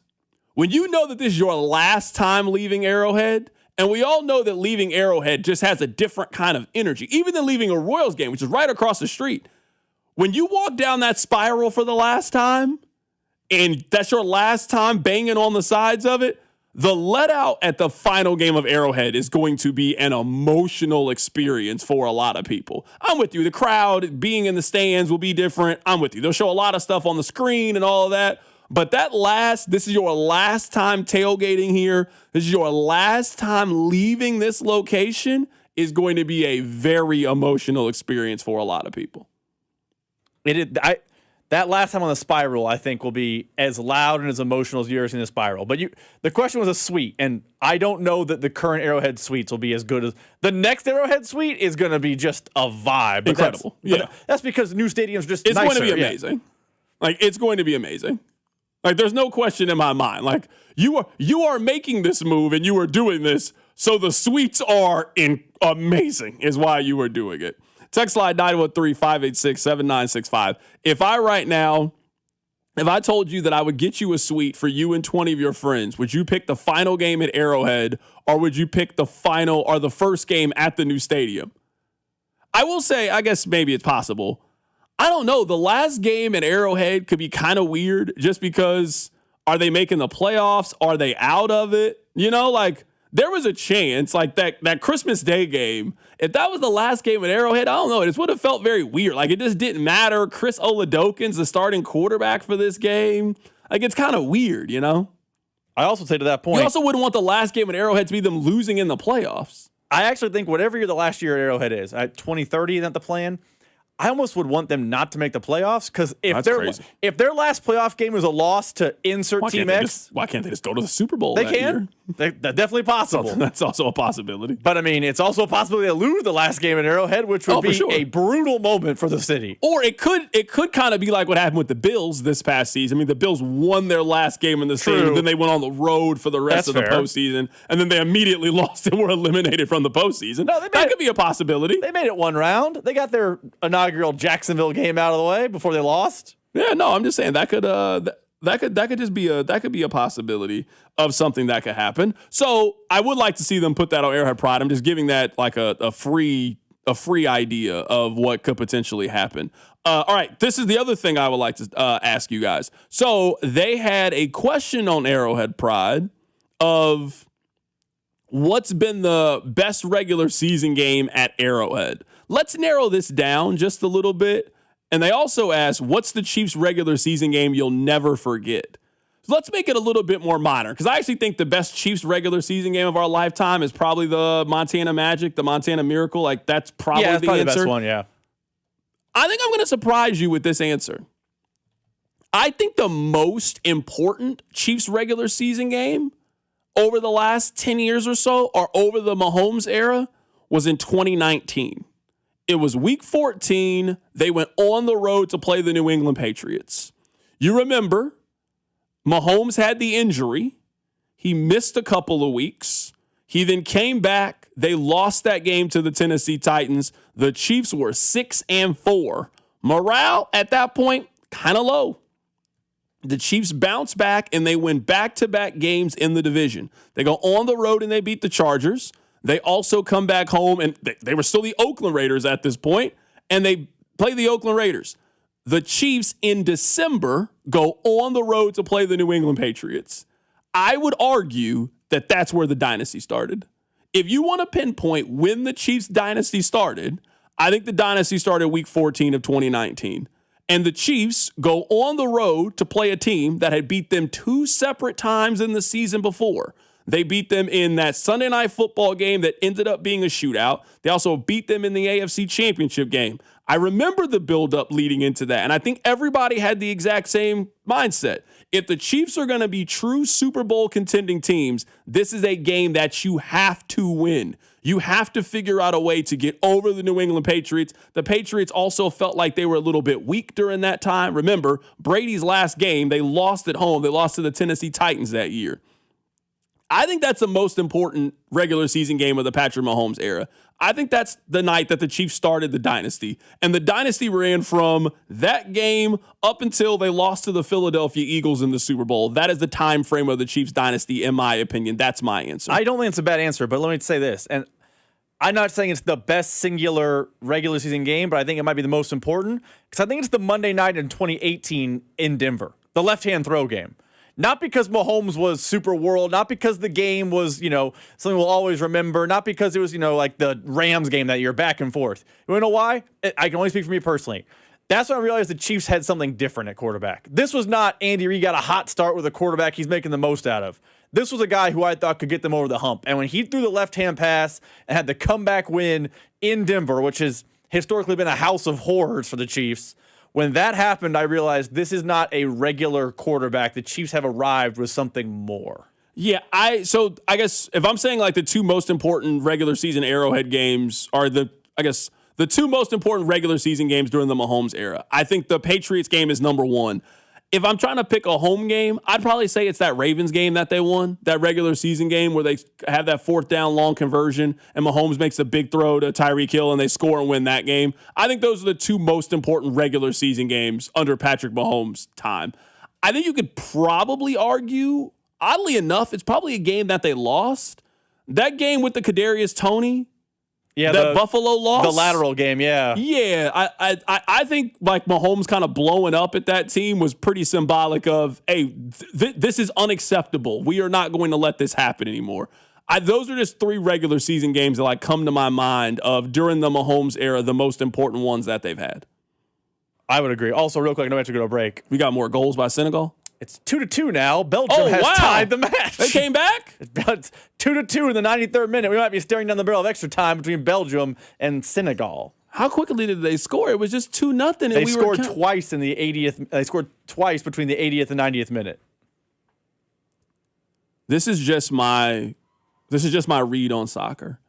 I kind of feel like I've seen whenever teams really need to score in soccer, somehow they magically do it. When I was at that World Cup game, and either team was like, all right, maybe we should score right now, they just instantly scored. You're telling me Belgium now is just like, all right, hey, maybe we should try to score. And they scored twice in 80 minutes. They couldn't score at all in the first 70 minutes of the game. And then in the 80th minute, they're like, hey, maybe we should probably score because we might lose. And they scored twice. And they might get a third one. They are breathing down the neck of goal.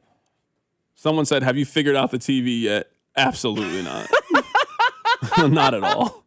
I haven't seen a second of this game because I don't know how to turn the television on. So, no, I have not seen it. Everything I know about this game has been from Rob telling me what has happened in the game. I have not seen it. I have not seen it. I cannot report on it. I don't know anything about the game. All right, coming up on the other side, we'll get you ready for tonight's game between the United States and Bosnia. That's all coming up. Keep it right here. It's The Drive. Your off-season home for everything Chiefs football. Talking about the top story, the Chiefs, they have a new offensive coordinator. 96.5, The Fan. Here's your traffic report on 96.5 The Fan. Brought to you by SWL Injury Law, the car crash kings. It's what they do. Visit SWLinjurylaw.com. North KC 2-car crash, 635. Okay, further north, 635 northbound at 9 Highway. Right lane is blocked. The 2-car crash is still working. It's off to the right shoulder. But boy, are you slow in this area. 435 eastbound at Metcalf. I'm Val with traffic on 96.5 The Fan. On the biggest stage in the world, FanDuel is changing the game because sometimes your player gets subbed off and that means your bet goes with them. Well, not anymore. With FanDuel Super Sub, if your player is subbed out, your bet stays in. That's right. Even if your player leaves the match, your bet continues on with the substitute. So you keep your bet alive and it keeps you in the action for even longer. So now you're in it until the final whistle. The Super Sub covers the entire game, including extra time. This summer is going to be a lot of fun, and it's going to be even better with our friends over at FanDuel. All you need to do is visit FanDuel.com/local to get started now. Look for the yellow Super Sub icon on the same page and the My Bets page. If your player leaves the match due to substitution or injury, your bet automatically will transfer to the substitute who replaces that player. Go to FanDuel.com/local. Let there be goals this summer for the World Soccer Championship with FanDuel. FanDuel is the official sportsbook of 96.5 The Fan. 21 in President, Missouri. Gambling problem? Call 1-800-GAMBLER. The Royals and the See You in the Major Leagues Foundation are teaming up with Blue Cross and Blue Shield of Kansas City to recognize outstanding high school sports coaches through the Blue KC Coaches with Character program. From April to September, we'll recognize 6 coaches as a Blue KC Coach with Character. Each honoree will receive a VIP package that includes tickets to a Royals game and more. Be part of honoring our high school coaches whose service is making Kansas City a better place to live, work, and play. Just go to bluekc.com/nominate coaches with character to nominate today. And Doug. Limu and I created a trick to help you remember that you can customize your car insurance and save with Liberty Mutual. You see, the shirts Limu and I wear are yellow, and yellow is the color of lemons. And lemons grow on trees, and trees provide oxygen. And oxygen helps us breathe, and breathing is how you live. And you can live more life when you save money by customizing your car insurance. I agree, Limu. It's really quite simple. Only pay for what you need at libertymutual.com. Liberty, liberty, liberty, liberty.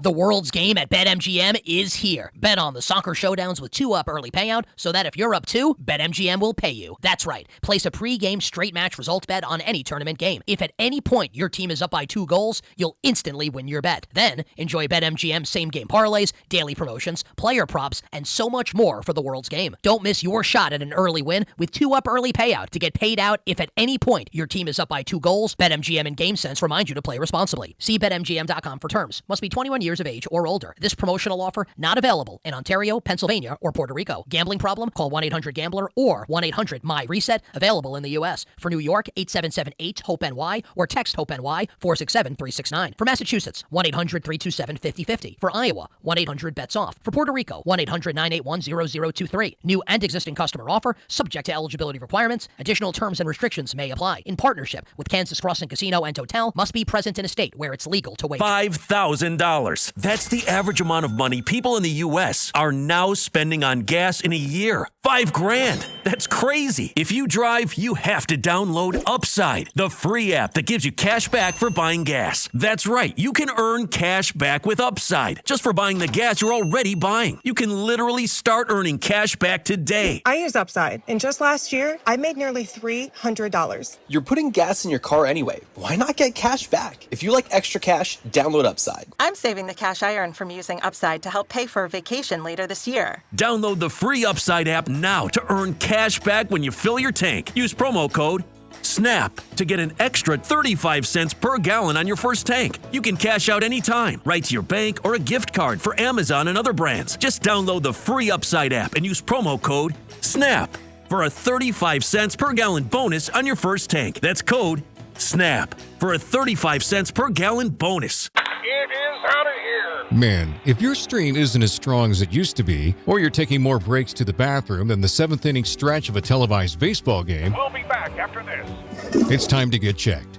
An enlarged prostate or BPH could be the cause, and Kansas City Urology Care is here to help. Fast answers, trusted care. Don't wait. Come see Kansas City's largest, most experienced, and most advanced urology team. Visit kcuc.com today. At KCUC, you see the best in KC. Baseball season is in full swing, and that means the summer heat is coming. The guys at Climate Control have been serving KC homeowners for over 35 years, and they know how to get your cooling system ready to handle our scorching hot summer weather. Stay cool and comfortable this summer. Call Climate Control today at 816-265-2830. 816-265-2830 for all your cooling, heating, and plumbing needs. Don't wait. Visit ClimateControlKC.com today. Climate Control Heating, Cooling, and Plumbing.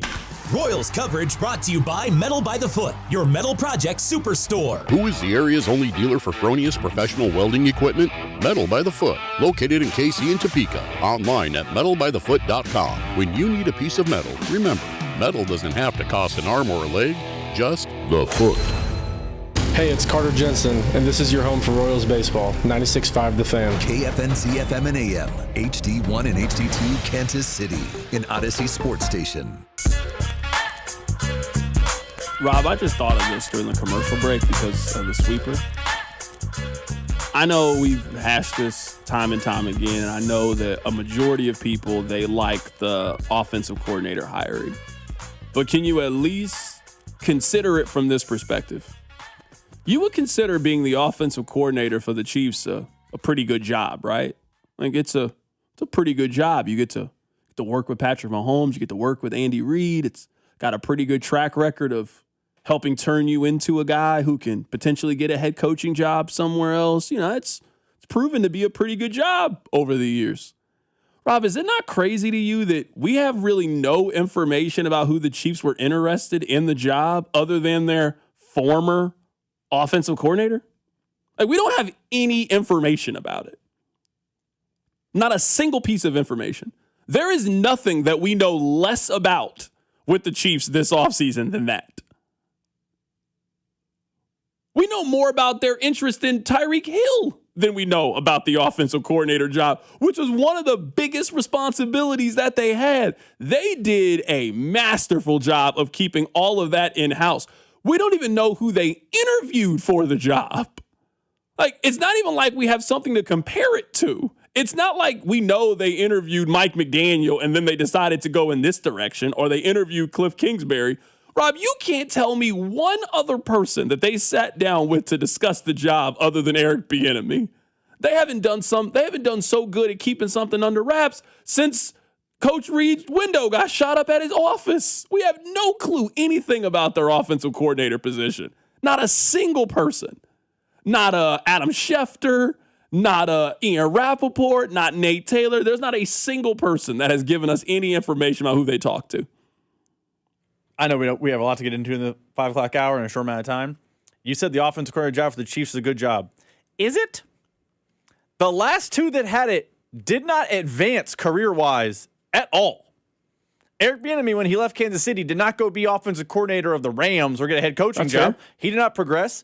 Matt Nagy, his contract also expired. He took a lesser job, and I know he interviewed for the Titans job, but it wasn't like a bunch of teams were banging down the door to get him hired out of Kansas City. It was more, oh, he's available, and now he's the Giants offensive coordinator, which is also a worse job. So I don't mean to avoid the Eric Bieniemy question, but you said the offensive coordinator of the Chiefs is a good job. Are we sure? Because no one seems I'm sure it's a good job. Who's the guy that's graduated out of this job that you've been seeing do gangbusters somewhere else? Because, like, we're talking about coaching trees. Sean McVay's offensive coordinators or head coach of their places. I don't know if that is a fair enough, we agree that being the defensive coordinator for the Patriots was a good job, even though that none of those guys went on to have great success somewhere else. But there was a 15-year stretch where if you were the defensive coordinator for the Patriots, you were going to get a chance to be a head coach in the league. Yes, being one of the coordinators for the Chiefs is a very, very good job. That's what I mean. I'm reading the text line. The text line doesn't think they talked to anybody else about the job. I don't think they talked to anyone else either. I think it was Bieniemy or bust. Okay. I mean, maybe you're right. I'm not saying that's right or wrong. I'm saying I just feel like we had no stories about it. Yeah, no, and they hired Bieniemy quick, relatively. I don't know. The text line is saying, are you struggling with things to talk about? I mean, we could talk about the United States team. I was happy to do it. I just heard the new offense coordinator just hit me like, Rob, we have a clearer picture of what their draft strategy was more than we have offensive coordinator. Like, at this point, you know how they feel about Mansour Delane. I think you also know, well, if they weren't going to go get Mansour Delane, what plan B and plan C were. They told us that. If they didn't get Mansour Delane, their plan was to go get Jordan Tyson. I think they've communicated that. We have no information about offensive coordinators. It just hit me. I was like, wow, I can't believe that. Like, we never got any information, no follow-ups, no more story, no nothing. We never got anything about the Chiefs offensive coordinator job that was, I would say, one of the better coordinator jobs that was available this offseason. My name is Carrington. Happy to be here. Rob, happy to be here as well. We got a lot of World Cup soccer to get into. The United States is going to play later today. And based on the numbers, a lot of you plan on watching the game later today. We had Harold Kuntz on the show a couple of days ago, and he said this about where the ratings are in relation to what a usual Chiefs game looks like. I mean, we're already getting very close to, I would say, your regular noon Chiefs rating. We're pretty much there. And then I feel like as it progresses, if you get to a quarterfinal, then you're getting, you're getting the NBC nightly rating, you're getting the Fox 325 rating, you're getting the Amazon Thursday night rating. I mean, that's what you're about to get. And I mean, it's big for us. The only drawback is, with this match being Friday, or the Wednesday game with USA, but then our match here at Arrowhead, it's Friday night, and it's a holiday weekend, so a lot of people are probably going to be out watching fireworks and doing a lot of other stuff. So we'll see how that goes with the going to Kansas City. But the following weekend, on the 11th, that'll be a big one for sure. That was friend of the show, Harold Kuntz, talking about it. So, I mean, just according to him, he works in television, been doing it a very long time. The group stage games were equal to a noon Chiefs game. So Chiefs and Cardinals, like they're not playing mini games on noon anymore. It's Chiefs and Jets. Now that they are moving to the single elimination portion, we're heading into 4th of July weekend, and it's now lose or go home. If there's one thing it's America understands, you might not understand soccer. You might not have any clue what VAR stands for. You might not have any clue how to explain offsides. What you do understand is single elimination playoff. Some of your favorite playoffs are that. The NFL playoffs, college basketball's playoff. You know what single elimination means. That's where we are with this. I think we get to 20 today, or real close to 20 nationally. I think we see that the numbers of this are going to be pretty comparable to the NBA Finals, and those were somewhere between 21 and 23. I think we'll get real close to that today with the United States. That's probably about right. I also think it's the first time, I forget the exact stat, but it's the first time ever or in a long, long time the U.S. is in prime time on national television. Because usually the World Cup is in like Korea or Qatar or somewhere where it's not 7 o'clock at night in the central time zone, 8 o'clock in the east, 5 o'clock in the west. Like, I think there's a chance it could do 22, 23 because of the time slot it is in on Big Fox. Like, it has done well in the past. It will do better tonight than those matches because of where it sits. So we got a lot of stuff to get into before we hand things off to Royals pregame. Rob, hit the button. Your workday is over. Oh, yeah. You're headed home, and now you're stuck in traffic. Time to get caught up on the biggest stories in Kansas City and around the country with CDOT and Rob. It's time for the hits. Number 1. Carrington Hits are brought to you by Jungle Law. Call the lawman at Jungle Law, 816-816-9111. If you've been injured in a motor vehicle accident, it's time to call the lawman. And be sure to watch the lawman get roasted for a good cause Saturday, August 1st at the historic Uptown Theater. Who are the people that signed up for the Jungle Law roast? No disrespect to the homie. You know he's a friend of the show. I want to know the amount of people that they hit up and were like, hey, you know what we want you to do? We want you to come here and make fun of Jungle Law for a good cause. And they were like, yes, I'll be there. Absolutely. Is it other like local influencer types? I don't know. I don't know anything about the roast of Jungle Law. I didn't know he was at a point that he was the subject of a roast. At the Uptown Theater, August 1st. I didn't know. It's a big place to have the roast. It's not a small venue. That's a big venue for the roast. Who is in the market to attend this roast? So many questions. He's going to be here in studio to talk about the roast. We might have Jungle Law host the show with us. For the full 4 hours, we might just have Jungle Law here, taking legal questions, asking him things. He has to be a sports fan if he's sponsoring the show. I have so many questions to ask Jungle Law whenever he is here. All right, we only have about 10 minutes left in the show. I want to play all of these before we get out of here. I want to start with dear friend of the show, Danny Parkins. So we had 3 people on the show today. We asked all of them, what are the expectations? What are the keys to victory tonight for the United States? Here is Danny on what he thinks the expectations are for the United States today. But in the last 3 World Cups that the U.S. has made, they made it out of the group stage. And making it out of the group stage was the round of 16. Now making it out of the group stage is the round of 32 because the tournament has expanded. So the U.S. does not get to their baseline of the last 3 World Cups that they've qualified for unless they beat Bosnia tonight. Losing to Bosnia would be an absolute unmitigated disaster. So they need to win tonight, and then they will be expected to beat Belgium or Senegal because the game is in America. And then you'll be a significant underdog again, likely against Spain. And yes, you'll be playing to win. Yes, they'll be trying to win. Yes, the team will think they can win. But I think that is when you start to grade a little bit on a curve. And if that game is 2-1 and competitive, you feel really good about where U.S. soccer is, regardless of the result. And if they lose that match 4-0 and they don't look like they deserve to be on the field with Spain, then it's, okay, you took a small step forward, but, there's still a ways to go before you could be considered among the powerhouse countries. Now, I always try to preface this with, I don't know what I'm talking about. At least when it comes to this. There's some things I think I understand. I feel like I do a good job explaining the salary cap to you guys when it's time to do that. When it's time for us to get back to talking about football, I feel kind of knowledgeable when it comes to that. Basketball, there's things I feel very knowledgeable on.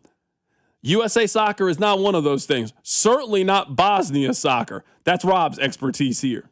But what I can do is I can read a chart.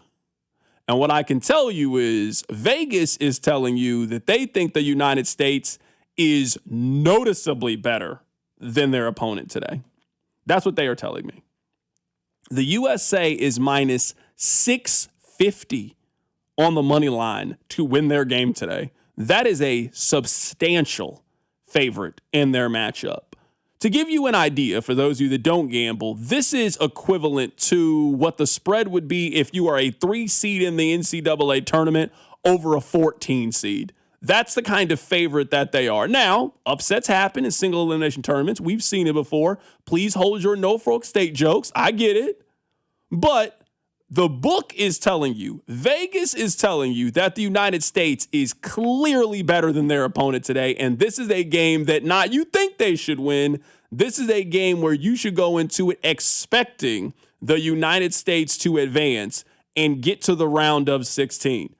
I was around Rob the whole day for the first 2 matchups of this thing. I've been watching these games with Rob. I got a sense of nervous energy around Rob heading into this.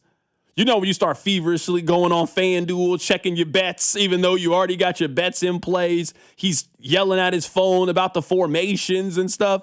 Rob doesn't give off that energy today. Rob looks and feels very confident about the U.S. Now, maybe that's where you get in trouble. Maybe that's where you get bit heading into a single elimination tournament. But Rob, you seem pretty confident that the U.S. is going to win today. The Drive. First to breaking news in Kansas City. I don't even know what this could be. Carrington, we'll get back to the United States men's national team here in a minute. I want to give you credit. You called your shot. You said a Jaylen Brown trade would happen very quickly. It has happened. Oh, wow. Per Shams, the Boston Celtics have agreed to trade Jaylen Brown to the Philadelphia 76ers for Paul George, 2 first-round picks and 2 second-round picks. So Jaylen Brown is a Sixer. Paul George is a Celtic. Wow. Hold on. I know you guys hate the NBA, and I promise you we'll get back to soccer. NBA and soccer, boy, we're doing great with the fans. I mean, no one's listening in the month of June or July. I've already determined that. You know what? There'll be no ratings bonus for me over the next couple of weeks. I've determined that. They traded him to a team in the Eastern Conference that's one of their competitors? You really wanted to get Jaylen Brown off the team. You traded him to a team that, in theory, they have Joel Embiid. They now add Jaylen Brown. So you give one of your teams a 1-2 punch, and you trade the younger player for the older player, an older player in Paul George who has a lot of injury history for a guy in Jaylen Brown who doesn't have the injury history. That's nuts to me that Boston made this move. That's not crazy to you, Rob? Philly? I would have never guessed Philadelphia. You would have gave me 8 guesses. And I would have never, ever guessed that they were going to trade him to Philly. To Philly? I want to know what the picks are because he was the top 5 MVP guy. This feels like Philly, even with the picks, kind of fleece Boston. I mean, is Paul George that guy anymore? I mean, this would have been like, in theory, this would be like if the Chiefs had traded Tyreek Hill to Pittsburgh. They traded him in the AFC. They didn't trade him to a good team in the AFC. It's not like they traded Jaylen Brown to the Bulls. That'd be a little bit different. Like, oh, okay, all right, whatever. They traded him to the Bulls. They traded him to Philly? Philly made it.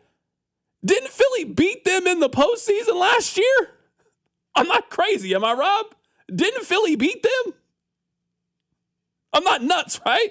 They beat them in 7 games. In their building, they beat them in Game 7. And they just traded Jaylen Brown there? Wow, that's crazy.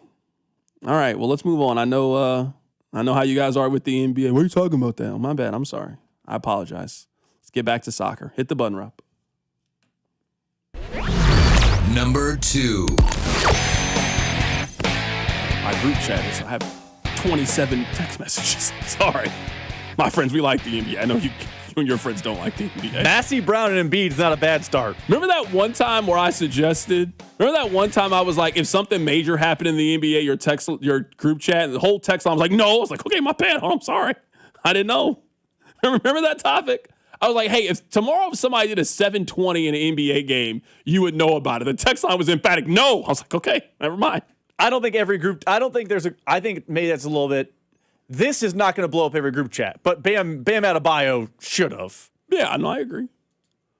I don't know if I want to be in a group chat where you're not reacting to the Jaylen Brown conversation. Like I'm saying with my boys, I can see like one, like the work one.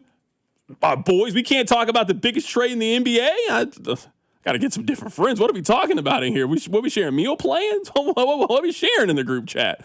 All right, back to serious soccer things. I know this is very important. Daniel Sperry, friend of the show. We're here coordinating our plans. Rob, are you hanging out with us tomorrow? I will see if I got house stuff, but I might have house stuff. Oh, my goodness, Rob.